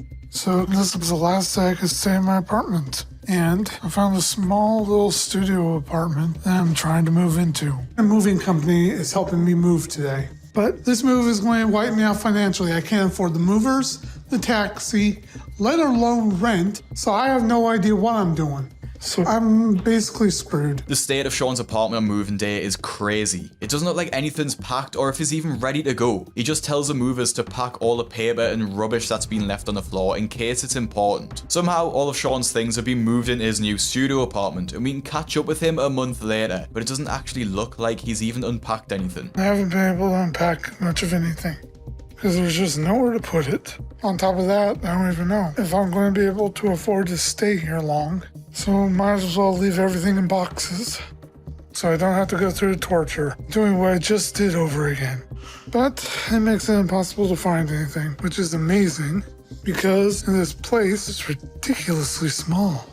But Shawn isn't in his new apartment for long before being rushed to the hospital after calling an ambulance for his severe stomach pain. Shawn arrived at the hospital last night complaining of severe stomach pain. We have run some tests and he has developed a significant number of gallstones. So overall, he's just not taking care of himself. And now he has an issue that we need to address before it becomes far more serious. In addition to the fact that he looks like he has gained some since I saw him last. As Doctor now believes that Shawn has put quite a bit of weight on since his last appointment, he asks Shawn what his diet has been like. But because Shawn is struggling with money issues, he says he can only afford to eat bread. Now, I know food is expensive, but there are lots of alternatives that Shawn could be eating instead that wouldn't break the bank.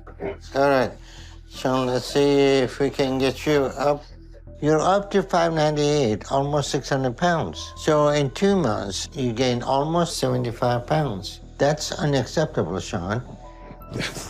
But one step at a time. You're gonna have to get your eating habit under control before it gets any worse. Because the reality is you should have lost at least 50, 60 pounds.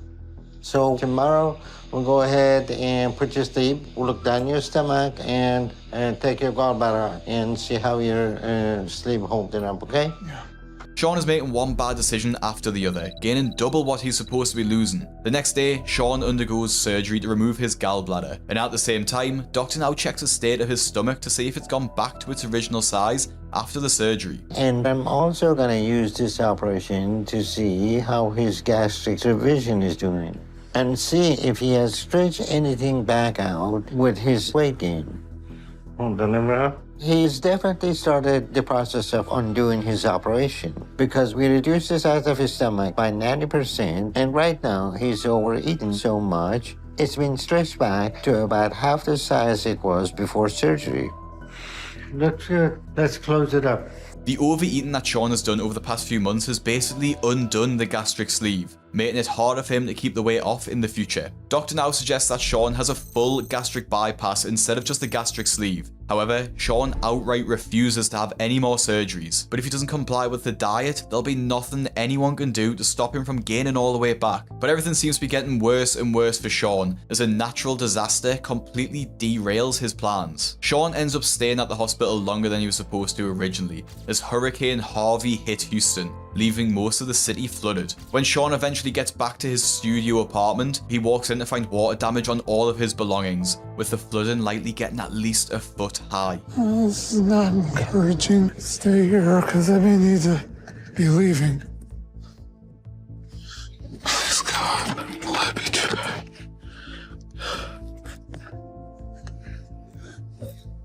I just crazy. Anyway, it's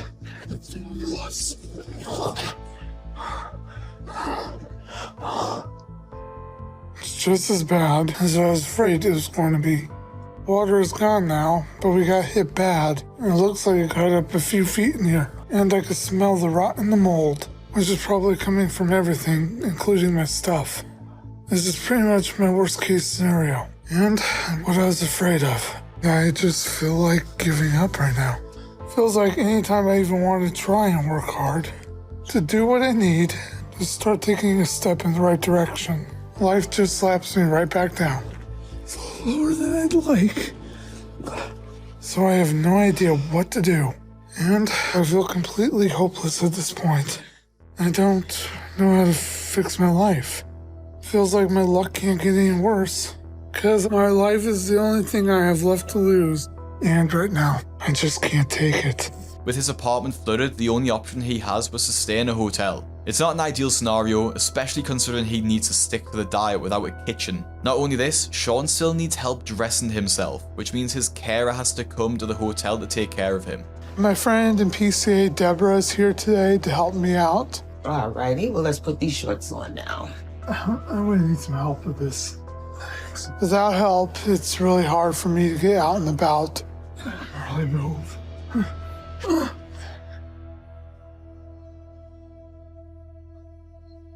It's crazy to see Shawn walking around now, after being bedbound for so long. The frightening thing is, even after having lost over 400 pounds, he still looks like the other stars starting their weight loss journey. And this really just drives home how large he was at the start, and how much further he still has to go. As Shawn can't live in a hotel forever, he goes out furniture shopping with his carer, but this is something Shawn has never had to do before because he's never lived as an adult. When Renee was alive, she would have taken care of all this for Shawn, but now that he's on his own, he's got a lot of catching up to do. It's pretty nerve-wracking and frustrating, trying to figure out how to start over from after the flood.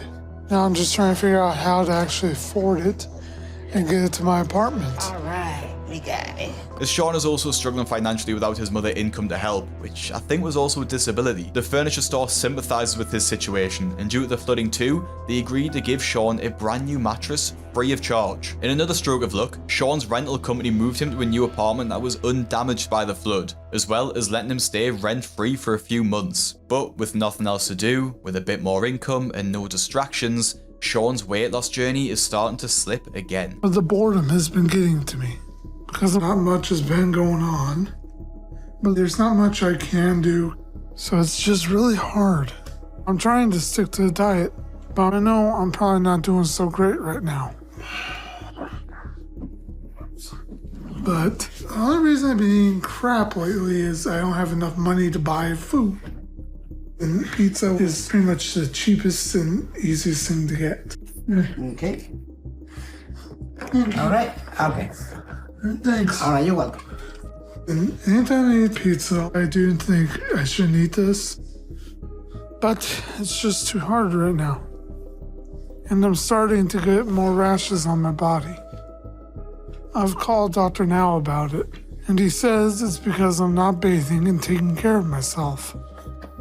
So he's been sending a care assistant to help me because he's worried that if I get an infection from it, that it could get really bad and it could kill me. Watching Shawn answer the door to the delivery man with nothing but a sheet draped around him is honestly quite disgusting. I'm not sure why Shawn's gone back to not wearing any clothes because he started wearing them in the previous episode. Unless they were damaged in the flood or he can't dress by himself, I don't see why he needs to start getting lazy about it again. And not getting dressed means that he can't go out for walks, which he definitely should be doing as this helps with his mobility. And with the added fact that he's ordering pizza because he can't afford anything else, I'd definitely say that Shawn is slipping back into his old lazy ways. I don't want to be too hard on him here because I imagine he's grieving the loss of his mother and struggling with feelings of isolation, but he still should be making some kind of effort here. On top of this, Shawn says he's starting to struggle with his mobility again, and you won't believe what he's been doing instead of going to the toilet. PCA is supposed to come every day. On days my PCA doesn't come, I don't get my bucket done. I don't know. Hi, Shawn. How are you? I'm good, you? Fine. Good. Because it's starting to get too hard to get up too often. And after a few trips to the bathroom or kitchen, I have to rest for a bit. So I have a bucket for restroom breaks for when it gets to be too much to get all the way to the bathroom. And I don't have the energy to go out much. Ready? And to do much. So I don't feel up to going to the therapy yet. Or having Dr. Paradise come here. I'm planning on doing that soon. on getting back on track. This is all just a temporary situation. And I think I need to hit rock bottom before I start making my climb back to the top. I just need this time right now to take a break and get fully settled in and into a good pattern. And I will get back to where I need. I'm just going through a really rough patch right now. Oh, I'm sorry. I want Dr. Now's help.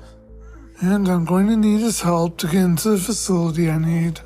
I just need to hit the pause button and take a moment. I need a minute. I don't know how much I've gained, maybe 10 pounds, maybe more, I don't know. Primary reason I'm not looking forward to seeing Dr. Now is I know I haven't lost weight. He's going to be pissed, and I don't need to deal with his attitude. The fact that Shawn says he needs to hit rock bottom before he works his way back up is scary. What does he think rock bottom even is? Because to be honest, I think he's already there. He looks like he's gained over 100 pounds since his last appointment, and it's like he's totally given up. Shawn doesn't have any time to pause the program. He needs to act fast because he's already slipping and becoming very close to weighing over 1,000 pounds again. I know he's struggling with his financial issues, but if he stuck to the weight loss plan, he would eventually be able to get a job and start earning more money. And also remember, it's cheaper to eat less food. It's like he's sitting and waiting for something to happen rather than helping himself. The rash on Shawn's stomach is also quite concerning, as he isn't washing himself as often as he needs to, and it looks like it's at risk of becoming infected. Over the next few weeks, it gets even worse, so Dr. Now asks Shawn to come to the hospital so we can take a proper look at it, but Shawn isn't looking forward to seeing Dr. Now at all. And I'm not looking forward to this, because I'm just not in the mood to deal with whatever he has to say about my weight, because I should still have another month to make some progress. I just want to get this over with and get treated and hopefully get home quickly without too much grief right now. And as expected, Dr. Now doesn't hold back when he sees Shawn. Well, it looked like you have gained a lot, so I'm sure that's part of the issue. But let's see how things look. This is all infected. That's not the ones I'm worried about. As long as you're this big, they're going to be able to get rid of all this infection. Sadly, I know that. But you're not doing anything about it, and that's the problem. I'm trying to get down to eating small amounts again. You're going right back to the way you were. Haven't been eating super well lately. Oh, you got to open wound then. Okay, this is not good. Okay, Shawn? Ouch. That's the one that I'm worried about. We're going to go ahead and instruct him some IV antibiotic, get some culture, and see what's going on. But your situation is not good at all because you're choosing to eat whatever you want right now.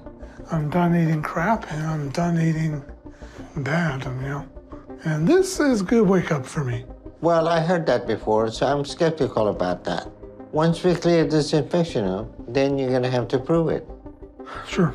All right, I'll see you after we run some tests. Dr. Now is seriously concerned about Shawn, as it seems to be heading down the path of self-destruction. He's fallen back into his old habits and outright refusing to meet with the therapist or any of the healthcare professionals that Dr. Now's asked him to. And to make matters worse, the infection on Shawn's stomach has gotten much worse and is now a literal open wound. And Dr. Now is worried that without treatment, it could lead to his death within months. But Dr. Now doesn't just want to admit him to the hospital again and put him on a controlled diet, as they would be doing all of the hard work for him. Shawn needs to make the difficult steps at home first, otherwise he'll just be wasting Dr. Now's time yet again. The end of Shawn's first Where Are They Now episode ends on quite the cliffhanger, as Dr. Now isn't sure Shawn has the strength to continue with the program, and with his infection, his situation is life-threatening. But thankfully, we don't have to wait too long to find out what happens to Shawn, as he has his second Where Are They Now episode that's set a year after the previous one. At this point, Shawn weighs 668 pounds with a goal weight of 190 pounds, meaning he has to lose almost 500 pounds to finish the program. Due to the significant threat on his life, Dr. Now keeps Shawn in the hospital for a while to keep a close eye on his infection.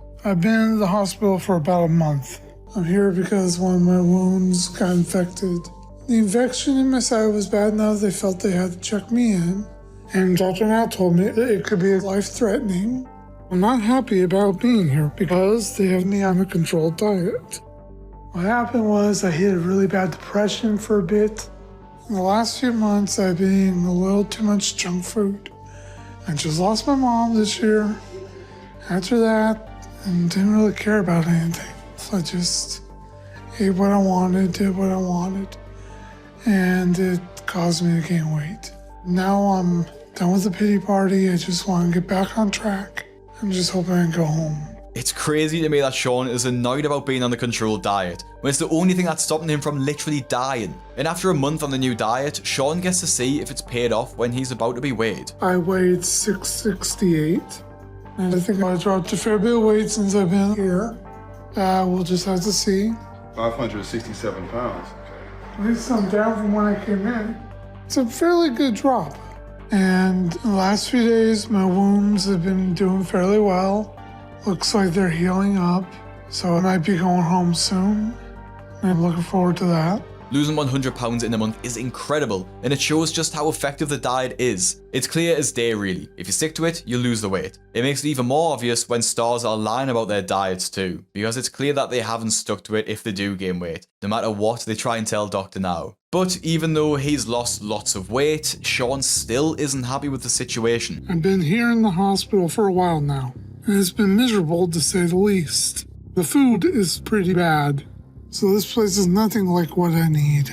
It's far too restrictive, and I need to be somewhere more reasonable, which is why I'm telling everybody I need a care facility, not a hospital. And I'm not really sure what Shawn means when he says he needs to stay somewhere more reasonable. Dr. Now is trying to save his life. Of course he's not going to like the food when he's eaten nothing but fast food for the past 10 years. To be honest, Shawn's lucky that Dr. Now intervened when he did, because during the time when Shawn was at home, he gained over 70 pounds on his own. As Shawn's hospital stays ran its course, Dr. Now gives Shawn some strict instructions on how to take care of himself at home, as he runs the risk of his infection coming back. So you need to make sure you wash dirty once you go home, okay? Unfortunately, I still can't fit in the shower at home. I'm trying to do sponge baths and stuff, but even that's limited. The shower is not too small, you're too big. Point of view. Well, what's going to help you with that is losing weight, because you're not going to fit in the shower when you're 500 pounds. But you're a grown man, and you should be able to take care of yourself and do the basic things you need, like keeping clean. And if you don't, your infection will come back. You understand me? Good. Almost all of the things Shawn complains about would be solved if he just lost the weight. Like Dr. Now says, the shower isn't too small, Shawn is just too big. And the fact that Dr. Now has to teach Shawn to wash himself shows just how much his mother Renee looked after him, to the point where Shawn can't even keep himself clean as nearly a 30-year-old man. Before he goes home, Dr. Now would like to see Shawn's weight one last time to see if he's lost any more pounds in the 2 weeks since his last weigh-in. Alright, let me turn the scale on. Alright, this is zero.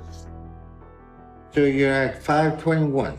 Yeah, my back's starting to get. Okay, sit back down. So that's a weight loss of 147 pounds in a month and a half. So that's good. In just 2 weeks, Shawn has lost nearly 50 pounds. Again, another incredible weight loss. And this shows when Dr. Now gives people a 50-pound weight loss in around 2 months, it should be easy, if Shawn's just lost it in 2 weeks. And Shawn could make the same progress at home too if he sticks to the diet, but we'll see how he gets on with that soon. Scared to live by himself again, Shawn calls his dad to see if he'll be willing to live with him for a bit, to help with morale and ensure he sticks to his diet. I just talked to Dr. Now. He said that I should be able to go home today.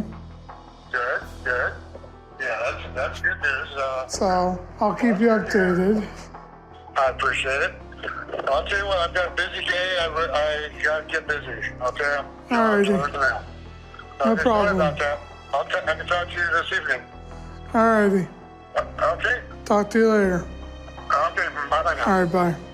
So I guess my dad doesn't have time for me, so I don't have anyone to help me. I'm completely on my own since my mom passed away. And it's quite sad to see that Shawn's dad didn't seem to care much about him being discharged from the hospital, but it also seems that Shawn took it too personally, as he didn't even ask his dad if he could stay, instead getting upset that he didn't offer. A month later, Shawn is settling in at home living by himself again, but he's starting to slip back into his old ways, with the excuse that he can't afford healthy food. I've been home from the hospital for a few weeks now, but I've just been settling in, trying to get adjusted to being on my own. Things since I've been back from the hospital haven't been going very well. Now that I'm taking care of myself, I'm responsible for my own food choices, and it's hard because I can't afford to buy healthy food. Not only has his eating been unhealthy, but his personal hygiene seems to be slipping too. I might as well lose the shirt. It's so uncomfortable. As far as my hygiene goes, I have a caregiver who has been coming by, but she runs out of time for helping me with everything.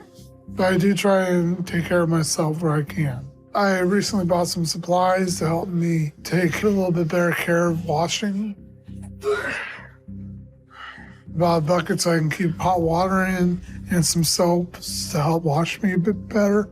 I told Dr. Now when I was in the hospital that I want to turn things around, and I do. The image of Shawn washing himself next to the kitchen sink is honestly pretty disgusting and disturbing, as he's rinsing his dirty wash rag over the same surfaces he prepares his food on. It's sad that the care assistant doesn't have enough time, but like I've said time and time again before, the more weight Shawn loses, the easier these issues will become, as Shawn will finally be able to use a shower by himself. After a month passes by, Shawn is scheduled for an appointment with Dr. Now, and the only problem is, he fails to turn up. I was supposed to go to Dr. Now's a couple days ago, but I missed the appointment because I'm worried I didn't do so well. I just need a little more time to make some more progress. But Dr. Nazarian called. He said I had no excuse, and if I want to avoid losing my care assistant, I have to go back and see Dr. Now. And I'm pretty dependent on my PCA, so I have no choice. Shawn is always asking for more time to lose weight, but the reality is, the more time he gets, the more weight he'll put on instead of lose. He's avoiding his appointment with Dr. Now because he doesn't want to face the reality of a situation, that he has in fact gained weight and would rather sit at home instead. Shawn's physical mobility seems to be declining too, as he's back to only being able to walk a few steps. He knows Dr. Now will notice this and suspects that he'll have put on even more weight, which even Shawn knows he has. When Shawn steps on the scale in Dr. Now's office, you won't believe the amount of weight that Shawn has put back on. It's actually unbelievable. I've been able to get out of this bed and start walking some. Good job, sweetie. You're doing great. Still have ways to go, but I'm closer than I've been in 10 years to be back out there doing things, living life. You're definitely moving a lot better, honey. Dr. Now doesn't realize it's not easy for me to move around, but I'm trying really hard to get past the pain. Good job. It is extremely uncomfortable. The appointment's not going to go well. I know for a fact. I'm honestly not sure what my way will be. Just going to go with it, just see what the hell happens. Every time I go to Dr. Now's, I haven't lost weight. I'm gaining weight. It's not that I'm not trying to lose weight. I do want to lose it. But things are difficult, and every time I go, I get Dr. Now's attitude of, you gotta lose weight. And I'm not looking forward to that. Last time I checked my weight was a couple of months ago. When I left the hospital, I weighed about 520, and Dr. Now wanted me to lose at least 30 pounds a month. So that means I should be down to 460 pounds today. I have no hopes, no expectations. I just want to get this over with. 709. The number today is surprising, very disappointing. Dr. Now's not going to be happy about the progress. I'm going back. And Dr. Now is less than impressed with Shawn's complete failure over the past few months. Last time I saw you was 2 months ago, and you were 521. Now you're almost 710. So in 2 months, you gained 188 pounds. In 2 months. So how did that happen? I just didn't give a crap. What do you mean, didn't give a crap? About what? Emotionally, I haven't been in the right mind. Well, at this rate, you're going to be back to your highest weight here soon. But we can't seem to get you to understand that with the choices you're making and the way you're going, you're not going to last too long. And if that's the case, then the only thing left for me is to fill out your death certificate, only leave the date open, because you're not too far from it. Yeah. Because there's nothing more we can do for you if you don't wake up. So how do we get you to stop doing what you're doing? No idea. What do you mean, no idea? I just can't stop eating. Don't know why. You know how much food you had to eat to gain almost 100 pounds a month? This is more than you just can't stop. How are you even getting that much food to gain like that? I had some money come in recently, which it hadn't. So what do you do with the money that you got recently? Pretty much ate it. So how much money is left now? Over 1,000. How much you started with? So you ate 9,000. Well, some of it I shopped with, but Hell? bought some stuff I needed. You bought some stuff, then the rest was for the food? Never said I was smart. So what are you going to do when you run out of money? Stop eating. Why can't you stop now? But as you said, impulse control. Don't have it. Why do you think that is? Because I'm stupid and weak. You're not stupid. You're just playing the game. You just have impulse to eat, and you think you can keep going like you have been without it killing you. That's why you're in this situation. So you have a pathological condition that you need to change before that happens. And we're giving you the tools to do that. But we can't make the choice to use them and stick with it. You're not even doing what we said to prevent your infection from coming back, because I can smell that your personal hygiene is getting worse. I'm trying to wash every day. No, you're not, Shawn. It's evident that you haven't washed in a week or more. I can tell because you smell so bad. You have personal care assistant, and if you try to help it, but you always have an excuse not to do that, because either you're tired or you're busy or some other reasons. Yeah. So right now, you tell me how we can help you to start to do what you need to live. My jaw literally dropped when it said that he'd spent over £9,000 in just over 2 months just on food. To put that in perspective, Shawn must have spent around £150 a day just on food. It's extra infuriating too when we consider that just a few months ago, Shawn said that he was too poor to buy healthy food. His outright lies are shameful, especially because Shawn is essentially using this money, which I assume was some sort of disability bursary, just to eat food, when it really should have been spent on things like carers, improvement to his apartment, a gym membership maybe, and whatever else Shawn needed to start his new life. Shawn begs Dr. Now to do a full gastric bypass surgery instead of just the sleeve he had 2 years ago. But Dr. Now outright refuses. 1, because his body wouldn't be able to handle it at all with his current weight, and 2, because he doesn't see the point when Shawn will just eat whatever he wants when he's back home anyway. 3 days later, Dr. Now admits Shawn to the hospital in an intervention type situation, as a last ditch attempt to get Shawn to start taking his life seriously. Dr. Now comes to have a chat with Shawn about his life, but it gets rather heated rather quickly. But the bad news is your infection is starting to come back, and you gained almost 200 pounds in the last 2 months. So you're getting back to your original weight now, huh? Not quite that far, but close. At this point, we tried almost everything to get your weight down. So now, what do you think? What will be an option for you? Well, I'm going to stop eating crap, basically. How? You had a weight loss surgery, you got down to 400, you gained 300 pounds, and... I never said I was perfect. I screwed up. It's time to fix it. Well, that's not accident. I don't have any way to say how to do it. I just know I have to do it. You've been saying that for years, and every time we get your weight down, you go home and you get it all back. And you won't go to psychotherapy and do what you need. So at this point, the question is how to get you to stop making excuses and do what you need. What part of I don't have a clue do I need to enunciate better? I don't know. I know I need to do it. I have to get home and do it. You've known that for a while now. And instead of doing what you should, you keep on doing all your progress to where now you're getting to the point that we're going to be bedridden. And you get another 30, 40 pounds, then you won't be able to move. Then you're going to be in a bed and this is going to be escalating. And then your condition will just go rapidly down. Yeah, well, let's just say this has been a wake up. Shawn, you had so many wake-up calls in your life. How many more you need? No more. Okay. All right. Dr. Now is pretty spot on here. Shawn has never really changed before, so why should he believe that this will be the last time that Shawn will completely fail once he goes home? While at the hospital, Shawn gets a lot more of his personal hygiene needs met, as there's more staff to take care of him. I've been able to take showers every day. Unfortunately, I still need a little help here and there, but I've made some good progress. I come back to my room every day hurting pretty bad, but I'm still trying and I'm getting a little better every day. But right now, I'm in a lot of pain. I have to rest for a bit. I'm in a lot of pain here. Being over 700 pounds again is depressing, but I can't let it get to me or I'll go back into a bad spot. I know I can't do that.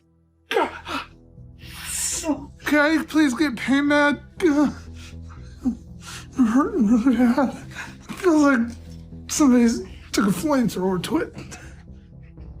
So as hard as it is, I'm pushing myself to get to where I need and take control of my life. Once Shawn has been in the hospital for 5 weeks and attended all of the physical and psychological therapy appointments, Dr. now comes to check in with Shawn to see how he's getting on, and also to check his weight, as he's been on the low 800-calorie diet for the duration of his hospital stay. So let's get you up now to see where your weight's at.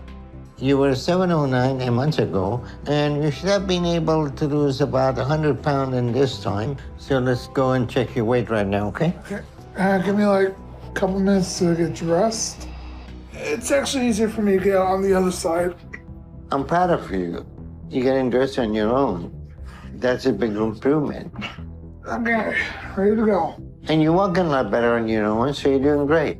I can tell you look smaller too, so hopefully your weight is down a great deal from where you were at from a month ago when you were 709. All right, at this point you should have lost over 100 pounds on a controlled diet.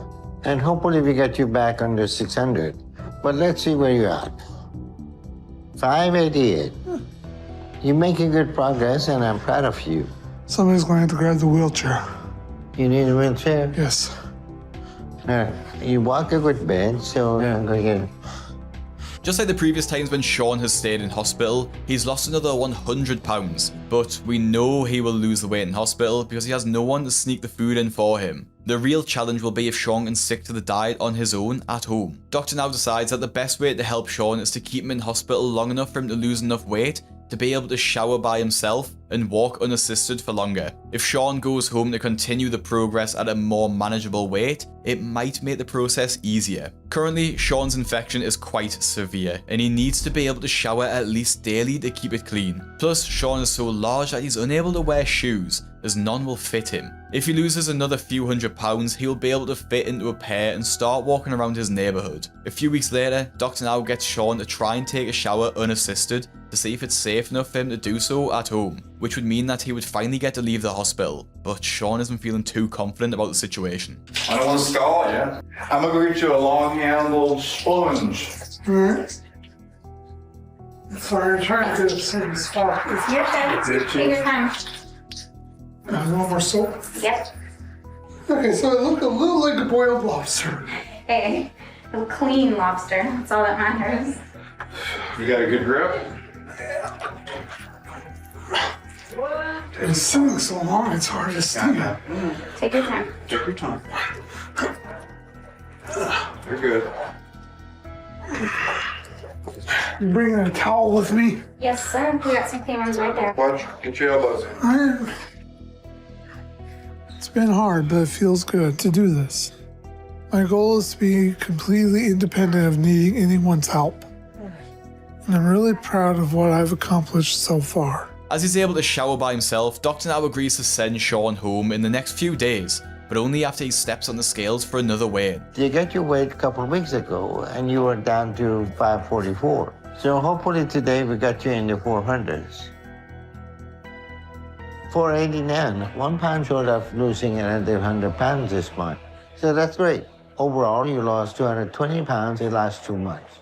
With Shawn's weight now in the 400s, he officially weighs less than half of what he did when he first started the program 3 years ago. The crazy thing is, Shawn is still massive. It's hard to imagine that used to be over double the size he is now. When Shawn finally goes home, we get to see how he's been getting on after 2 months of living on his own. I've been home for a few weeks now. I've been trying with my diet.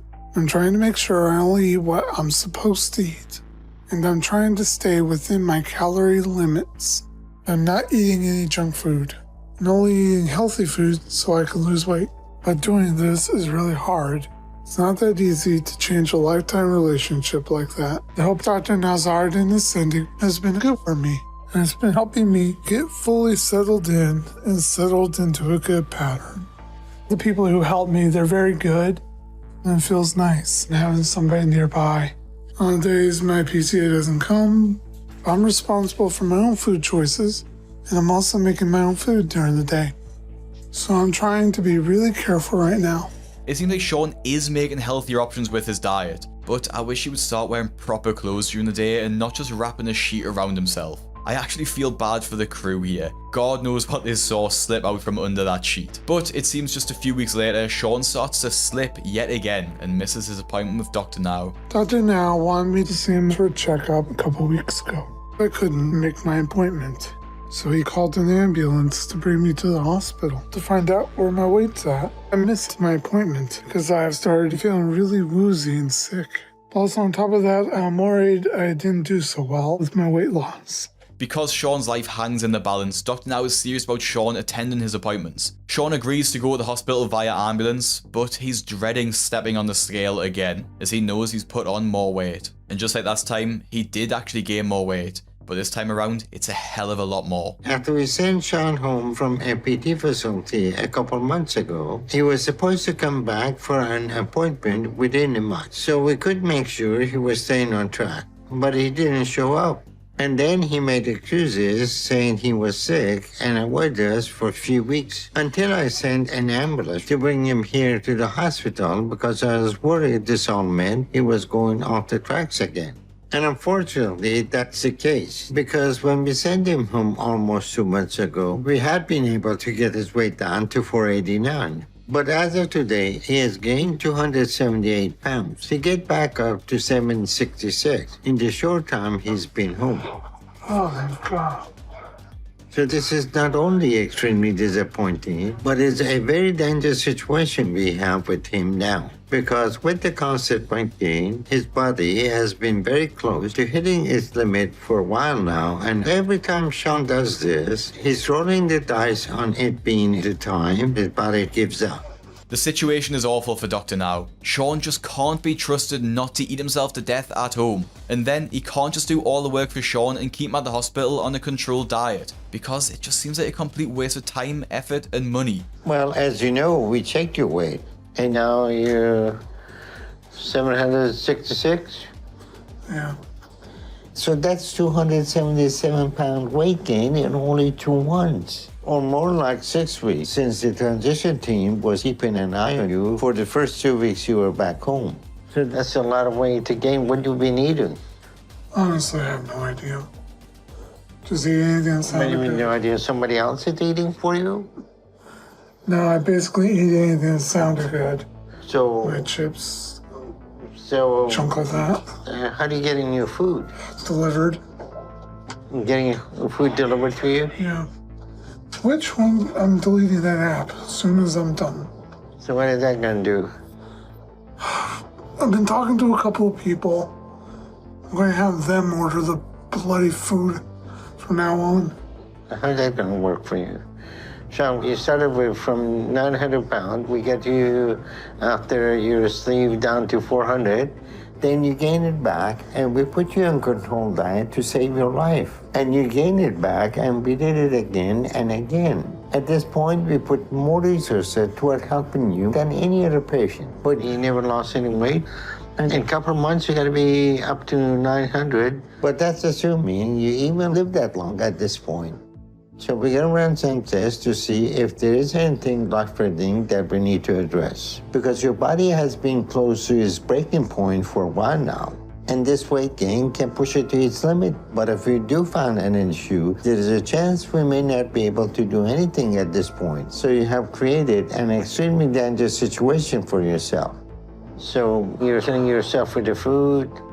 We give you all the tools you need. Nothing is working for you. So what's the solution? What do you think? It seems like Shawn needs to have all of his cards taken away and any food-related apps on his phone blocked, because he just can't be trusted. But this is all part of Shawn's problem. He can't do anything for himself and needs everyone around him to do it for him. His mother, Renee, took care of him so much that he just never learned to be his own person. And to be honest, I don't think he'll ever change. I think this is part of the reason why he wants to live in a care facility at less than 30 years old, because he doesn't want to live his own life and wants someone else to just run it for him. From what I've seen, I wouldn't be surprised if Shawn has some type of learning difficulty that limits him from properly taking care of himself. Dr. Now runs several tests on Shawn, finding out that his health is severely deteriorated. As the only way to relieve these issues is to lose the weight, Dr. Now transfers Shawn to a rehab facility where he's placed on a calorie-controlled diet and is closely monitored. Unfortunately though, just 2 weeks later, Shawn passed away from complications related to his infection. I'm very sad to say that earlier today, Shawn Milliken passed away. Over the past few years, we had worked with him to try to get his weight down, but Shawn has consistently regained any weight we helped him to lose. And every time he did that, it put more and more strain on his system. And his recent massive weight gain was just too much for his body to handle. His health was already starting to decline rapidly when we got him back in the hospital, so we quickly tried to get his weight down again by putting him back in a facility and on another controlled diet. But there was nothing we could do, and Shawn's heart just wasn't able to go on and gave up. Hello. Yeah, this is Dr. Nozard, and I was calling about Shawn. Okay. And this afternoon, Shawn had some difficulty breathing, and then his heart to stop, and then we resuscitated him, but he did not respond to it, and he did not make it. Oh, God. So he has passed away. Yes, he did. Thank you for all you've done for him. Okay, thank you. Thank you. Thank you. Shawn was a sweet person who really struggled the past couple of years with everything he went through. But there were moments that he did try hard and made progress that I was proud of him for. And I very much wanted to see him succeed. For a moment after his last stay in the facility, I thought Shawn was going to be able to turn his life around. But in the end, he wasn't able to overcome his food addiction, and it took his life. But Shawn did try, and every struggle and fight to live, no matter what it looks like or the outcome, is something to be proud of. Shawn never gave up. So as hard as it was for him to stop pretending to his old ways, what we should remember him by is that he struggled and tried until the end. And I'm proud of him for that. And as sad as his outcome is, I'm at least glad I had the chance to know him. Shawn was really living on borrowed time his entire life, as he'd weighed so much for so long. It was hard for him to find motivation to change because he had never known anything else. He spent his entire life inside and had never gained the experiences a young man should, making it impossible for Shawn to imagine that his life could be different. I think Renee played a huge part in limiting Shawn's life for so long, as he really did find it impossible to live without her. He never knew how to take care of himself and how to function on his own. In reality, he was just set up for failure and didn't know how to change, which eventually cost Shawn his life without really getting a chance. Shawn's story is honestly one of the saddest on my 600-pound life. From having her parents wipe her clean after she goes to the toilet and spending all of her disability allowance on fast food and junk food, it's easy to see why many 600-pound life fans call Jean Covey selfish and spiteful. And this episode features some of the most disgusting scenes I have covered yet. Not only are there physically disgusting scenes, like when Dr. Now questioned whether she was wiping properly, but emotionally awful scenes too, as we will come to see very soon. Starting out though, 36-year-old Jean is almost completely immobile, relying on her elderly parents to do everything for her. From making her meals to wiping after her after she's been in the toilet, her parents bear the brunt of her care. Jean suffers daily due to her chronic obesity and health issues because of her weight. After gaining extra weight, Jean could no longer use the shower after an extremely bad fall, and due to her size, meant that she became trapped there for hours. This means that she relies on her mother to wash her while in bed using a bowl and washcloth, a humiliating ordeal for both participants. From her bed, Jean commands her family to complete the various tasks she requires in order to keep her comfortable. And we learn the root cause of Jean's food addiction. I'm happy as long as I keep eating. So I think that feeling is what I'm addicted to. Ever since I was a child, I knew I could use food to escape whatever it was I was dealing with when things got really bad. Growing up with a single mother, Jean lived with her grandma a lot of the time due to her mother working 2 jobs to earn enough money to support the family. But Jean's grandma was very abusive towards her, often hitting her with metal coat hangers or extension cords as punishment, leaving her with bruises from her neck down to her toes. Jean reveals that this spiraled her eating disorder, as she would steal her grandma's sugary soda drinks and snacks as a way of revenge to get back at her for all of the horrible things she'd done. So when my grandmother would beat me or say something horrible to me, what I would go to make me feel better was food. So I started to get a little chubby then, and I was over 100 pounds by the time I was 6. Being over 100 pounds at the small age of 6 is over double the average weight of a child that age, putting extreme stress on Jean's body, not to mention the traumatic effect on the school playground, as we all know how cruel children can be. Things only got worse for Jean, as she was abused by one of her mother's boyfriends, keeping the abuse a secret and using food as a way to soothe herself. This traumatic event was a catalyst for Jean, and she unfortunately spiraled, gaining over 100 pounds in just 3 years. As a 9-year-old, she weighed over 200 pounds, the average weight of a 6-foot adult male. And if you thought it couldn't get any worse for Jean, you'd be wrong, as her grandma became even more abusive as time went on. Punishments that her grandma gave were bizarre too, like making Jean smoke a pack of cigarettes as a preteen. It's very unfortunate that Jean just didn't have much support growing up and wasn't really given much of a chance at life. Jean's grandma died when she was 13 years old, and after revealing the extent of her trauma with her mother, it looked like things were going to get better for Jean, and she could finally heal and move on with her life. But the pain was still there, and the only way she felt like she could carry on was through food. At 15 years old, Jean was over 350 pounds, making her high school life very difficult. Developing depression as a result of all the bullying, Jean ended up dropping out at just 17 years old, meaning she wouldn't get any qualifications. This negative spiral just continued, as Jean kept eating and eating until she weighed over 400 pounds at the age of 18. Jean's weight had massive impact on her lifestyle too, as she found it extremely difficult to do what most people her age could do with ease. And I tried to get a job and work and get my GED, but it was too hard at my size. And as I got into my 20s, my depression got even worse, and I put on another 100 pounds really quickly. And when I hit 500 when I was around 23, is when I went on disability, because I was starting to have a hard time getting up and doing anything, and it was just impossible for me to work. And it seems like getting the disability allowance was one of the worst possible things that could have happened to Jean, as she now had an excuse to not go to work and just keep eating, because she was being rewarded for it. Jean medically had no health conditions at all, but her disability was obesity itself. If Jean tried to lose weight, start exercising, and just generally move around a bit, she would have been able to slowly improve her lifestyle and reintegrate into society. But Jean just didn't want to do this, and once she got her disability check, she was fully consumed by her addiction. And because of that, I started mostly just staying home. The only thing I got out for was to go to church. And my world started to become just my house and my mom. And that's the way it was for a while.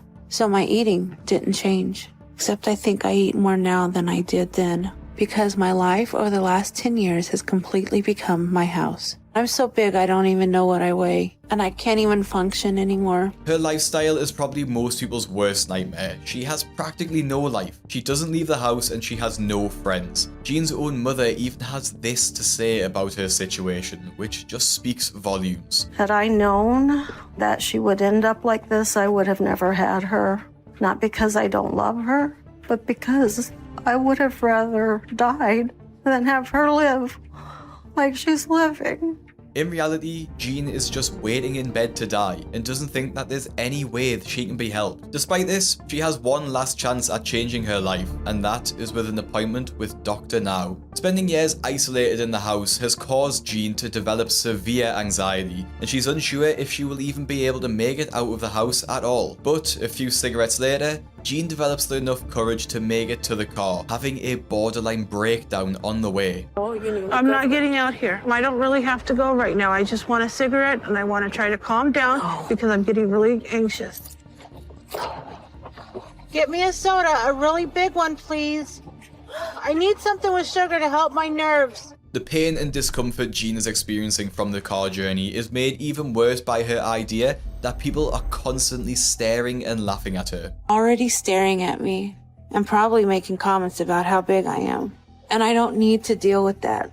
So I'm just not getting out because people are jerks. There were people over there on the grass staring and pointing, just like I told you. And this lady just drove by and slowed down and just stared at me. You don't have to worry about it. I hate people. I hate people. They think that having some kind of disability, that it's funny, you know, because they're normal or whatever, you know, but karma's and it will come back on them.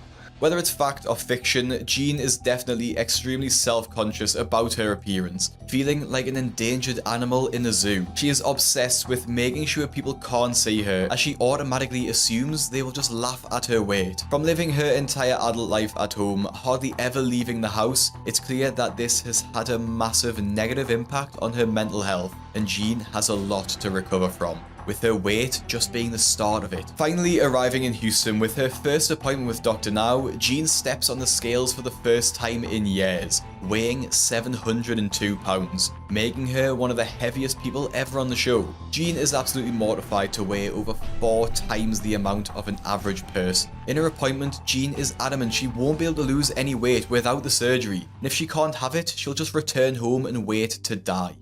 Okay, so how do you think we address that? I think getting the weight loss surgery, I think that would help. What is the problem that you think the solution is weight loss surgery? Because I'm too heavy and I can't do it without it. Okay, so you decided already what the solution is for your problem. But I got news for you. That solution is not the solution for your problem. Your problem is your eating disorder, and surgery does not correct eating disorder. Okay, I understand that. I hope you do. As we've seen before, the stars just expect to be given weight loss surgery as if this will fix all of their problems. When someone is as overweight as Jean, literally over 700 pounds, they're consuming about 8 to 10,000 calories every single day, potentially even more. Their stomachs are stretched to their absolute limit, so they feel much hungrier than the average person, because there's just a massive space to fill. On top of this, Jean will still have her habit of binge eating every few hours. The weight loss surgery isn't a miracle cure that will make her cravings all go away. It's a useful tool for weight loss over extended periods of time, but Jean doesn't want to say it this way at all. You are responsible for your behavior, and you are responsible for your eating habit, and surgery is not going to correct that. No, but it'll give me the tool to help with it. If you want a different life, you have to be ready to do something about it. Even looking back at how she gained all of this weight, Jean is again being unrealistic, as she can't admit to the extent of her eating. When Dr. Now asks Jean what an average day in her life looks like on her diet, Jean is anything but honest. Okay, tell me a typical day. What do you eat? My dad likes to make eggs and cheese and toast.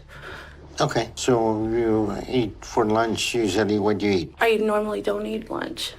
Whatever label you're giving it, what do you eat Well, then? we can call it dinner, but like if we get pizza, I'll have all the pizza except for 2 slices because I'm hungry. Okay, so then after that, what do you eat? If I get hungry, I'll have like an orange. Then after that? That's it. Till you go to bed? Yeah, usually. Okay, that's a lot, but you're still leaving a lot out because that will get you up to over 700 pounds. So you're already blaming your weight on other things, and now you're lying to me about how much you eat. So I'm very concerned right now.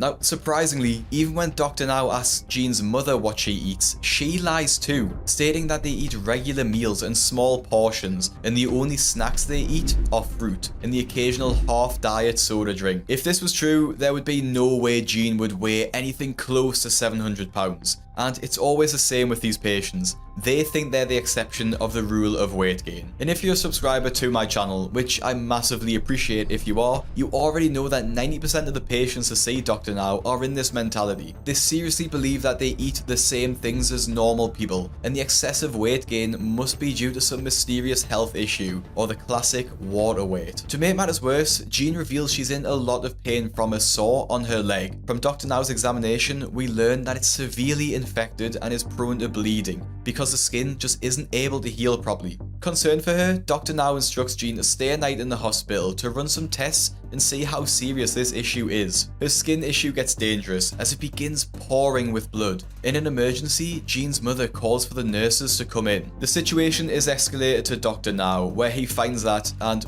Please be warned, this is genuinely disgusting. Jean's mother is not washing her well enough after she uses the bathroom, so her wound has become infected with fecal matter, which Dr. Now has to clean and scrape away from the dead flesh. Her wound is so serious that Dr. Now predicts that if she hadn't come to the hospital when she did, the skin infection would have become even more infected and could have potentially killed her within a few months. Jean needs to lose weight immediately, as this is the only way this wound will start to heal properly. After a short while at the hospital on Dr. Now's diet, Jean is relieved to find that she weighs 685 pounds, 17 pounds down from when she arrived at her first appointment. By the end of the hospital stay, Jean loses 53 pounds in total, making her 650 pounds. Continuing her weight loss at home, Jean tries to motivate herself to exercise more by feeding her 9 dogs and refilling their water throughout the day. But this has its negative consequences too, as Jean struggles to keep her wound clean because of the bacteria from having so many dogs in such a small house. But Jean wants to continue her weight loss journey, asking her mother to follow the meal plan that Dr. Now gave them. Jean must lose another 50 pounds by herself within the next month to qualify for weight loss surgery. But as we'll come to see, it won't quite work out that way.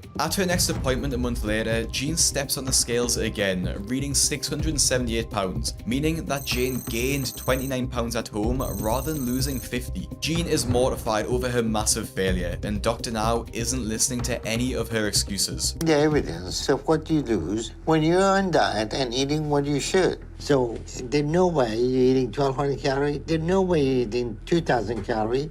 There's no way you're eating 4,000 calories. That math doesn't add up. Lying through her teeth yet again, Jean is adamant she only ate 1,200 calories a day, sticking to the diet that Dr. Now gave her. But we all know this isn't true. She's desperate for the weight loss surgery and will say absolutely anything in order to qualify for it. Eating too much. Okay, I won't overeat anymore. I will make sure that it's the 1,200 calories, because I'm gonna prove you wrong that I can do this. I'm gonna do it. You told me 2 months ago that you will do it. But actually doing the work is a different story. Jean's time is running out, and losing the weight is the only way she can avoid certain death, which is achieved by sticking to the weight loss program and shedding the pounds. But her and her mother are in complete denial about her behavior and her diet. Oh, I understand, but I didn't realize that I was You're doing overeating it. yourself and you overfeeding her too. I understand that. I'm screwing up. No, you don't. You're both lying. And you don't plan on changing. If I didn't know I had a problem, I wouldn't be here to begin with. I know that this is my last chance. I know that I'm dying. I know that I'm not gonna make it if I don't get help. And I'm trying to do whatever I can. So I messed up. I'm sorry. Dr. Now is much nicer than many people would be in this situation, as he gives her another chance and a different goal: 2 months to lose 100 pounds. Now, personally, I'm not confident that she'll do it, but like we saw in my Greatest Transformations video, people can turn their journey around. And a month later, Jean is saying she's making good progress and sticking to her diet, even exercising in bed. All I need is weight loss surgery. And not only did I not get my approval, I have to go back into the hospital with my mom. But the cameras only record so much, and the truth will come out when she steps on the scales again in Dr. Now's office. As a month goes by, we get to see just that. According to Jean, she has worked as hard as possible to lose the weight, and there's no way she's stepping on that scale and she won't have lost at least 100 pounds. And as you'd have guessed, she was wrong. In the 2 months since Dr. Now gave her a final chance to qualify for weight loss surgery, Jean has lost a whopping 7 pounds. Her complete failure leaves her devastated as she loses her big chance for weight loss surgery. Frustrated and upset, Jean can't understand why she's barely lost any weight. Dr. Now is quite annoyed with both Jean and her mother for their negligence when it comes to her health. But he does notice that Jean's wound is getting worse and is fearful that this could severely threaten her life. So he refers her back to the hospital for further tests, just to get an idea of how serious this wound actually is. Upon finding that the infection has become even worse than they initially thought, Dr. Now refers Jean to psychotherapy as a last resort to help work through her mental issues, hoping that this will enable her to overcome her struggles and motivate her to focus on the weight loss to literally save her life. Now, in a surprising turn of events, Jean Jean's mother becomes extremely sick, as an operation she had the previous year didn't heal properly, causing Dr. Now to perform emergency surgery on her to save her life. This puts massive pressure on Jean, as she realizes that without her mother, there really is no one left to take care of her properly. Fortunately, the surgery went very well, and Dr. Now keeps her in the hospital for a while after surgery to try and keep her weight down too, as she's also very overweight. This is quite a wake-up call for Jean, as she hates to see her mother in so much pain, so she pledges that she will lose the weight so she can look after her mother, and not the other way around. Things seem to be getting better for Jean and her mother, but unfortunately, they do get some terrible news. Jean has been calling her father daily, updating them on their situation and how their mother is doing after surgery, but he then stops answering the phone. Concerned for his safety, as this is just totally out of the blue, Jean calls 911 and asks the police to do a welfare check on him, just to make sure everything's okay. I don't know. Was he in the back bedroom? Is he okay?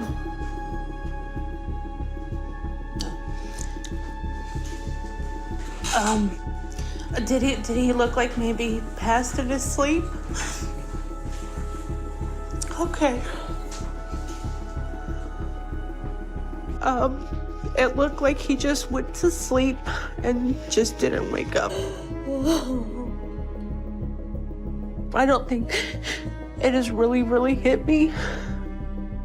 Jean's mother, Barbara, breaks down as you'd expect. She's just had major surgery and somehow has to find her way to get back home, which is over a 4-hour drive, to make the funeral arrangements. Dr. Now is sympathetic to Barbara and offers his best advice for her to get home quickly. Let me make some arrangement to get some medical transport for you to get you home safely, okay? Okay. What about my car? That's the only car I have. Well, maybe we can get somebody to drive that for you. Thank you, Doc. I appreciate it. So what you need to do every hour, get out of the car and walk for 5-10 minutes so you don't develop blood clot, okay? All right, we make arrangement for you to get back home, okay? Thank you, Doc. I appreciate it. Sorry about your loss. This traumatic event completely throws Jean off from her weight loss program, which is totally understandable, and Dr. Now advises that she takes the time to recover emotionally before trying to be enrolled in the program again. But it's important to note that Jean must keep in her mind that her life is on the line, as her organs are at massive risk of failing, and she can't just slip back into her old habits because of her father's death. With her father gone, Jean decided not to return to Houston, as they have no one to look after their dogs if they leave. Without her father around to clean, their home has become extremely dirty, and things don't look very optimistic for Jean at all. Right now, it's not the right time for me to give up food.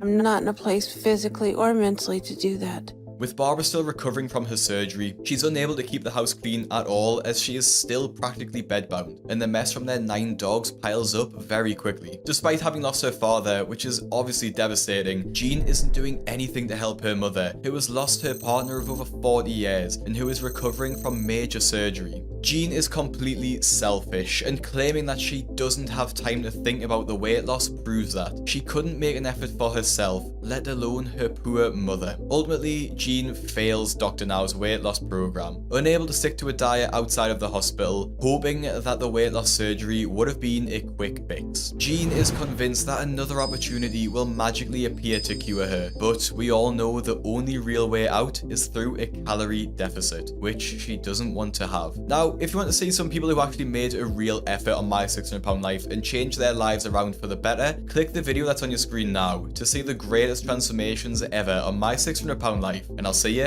in the next one.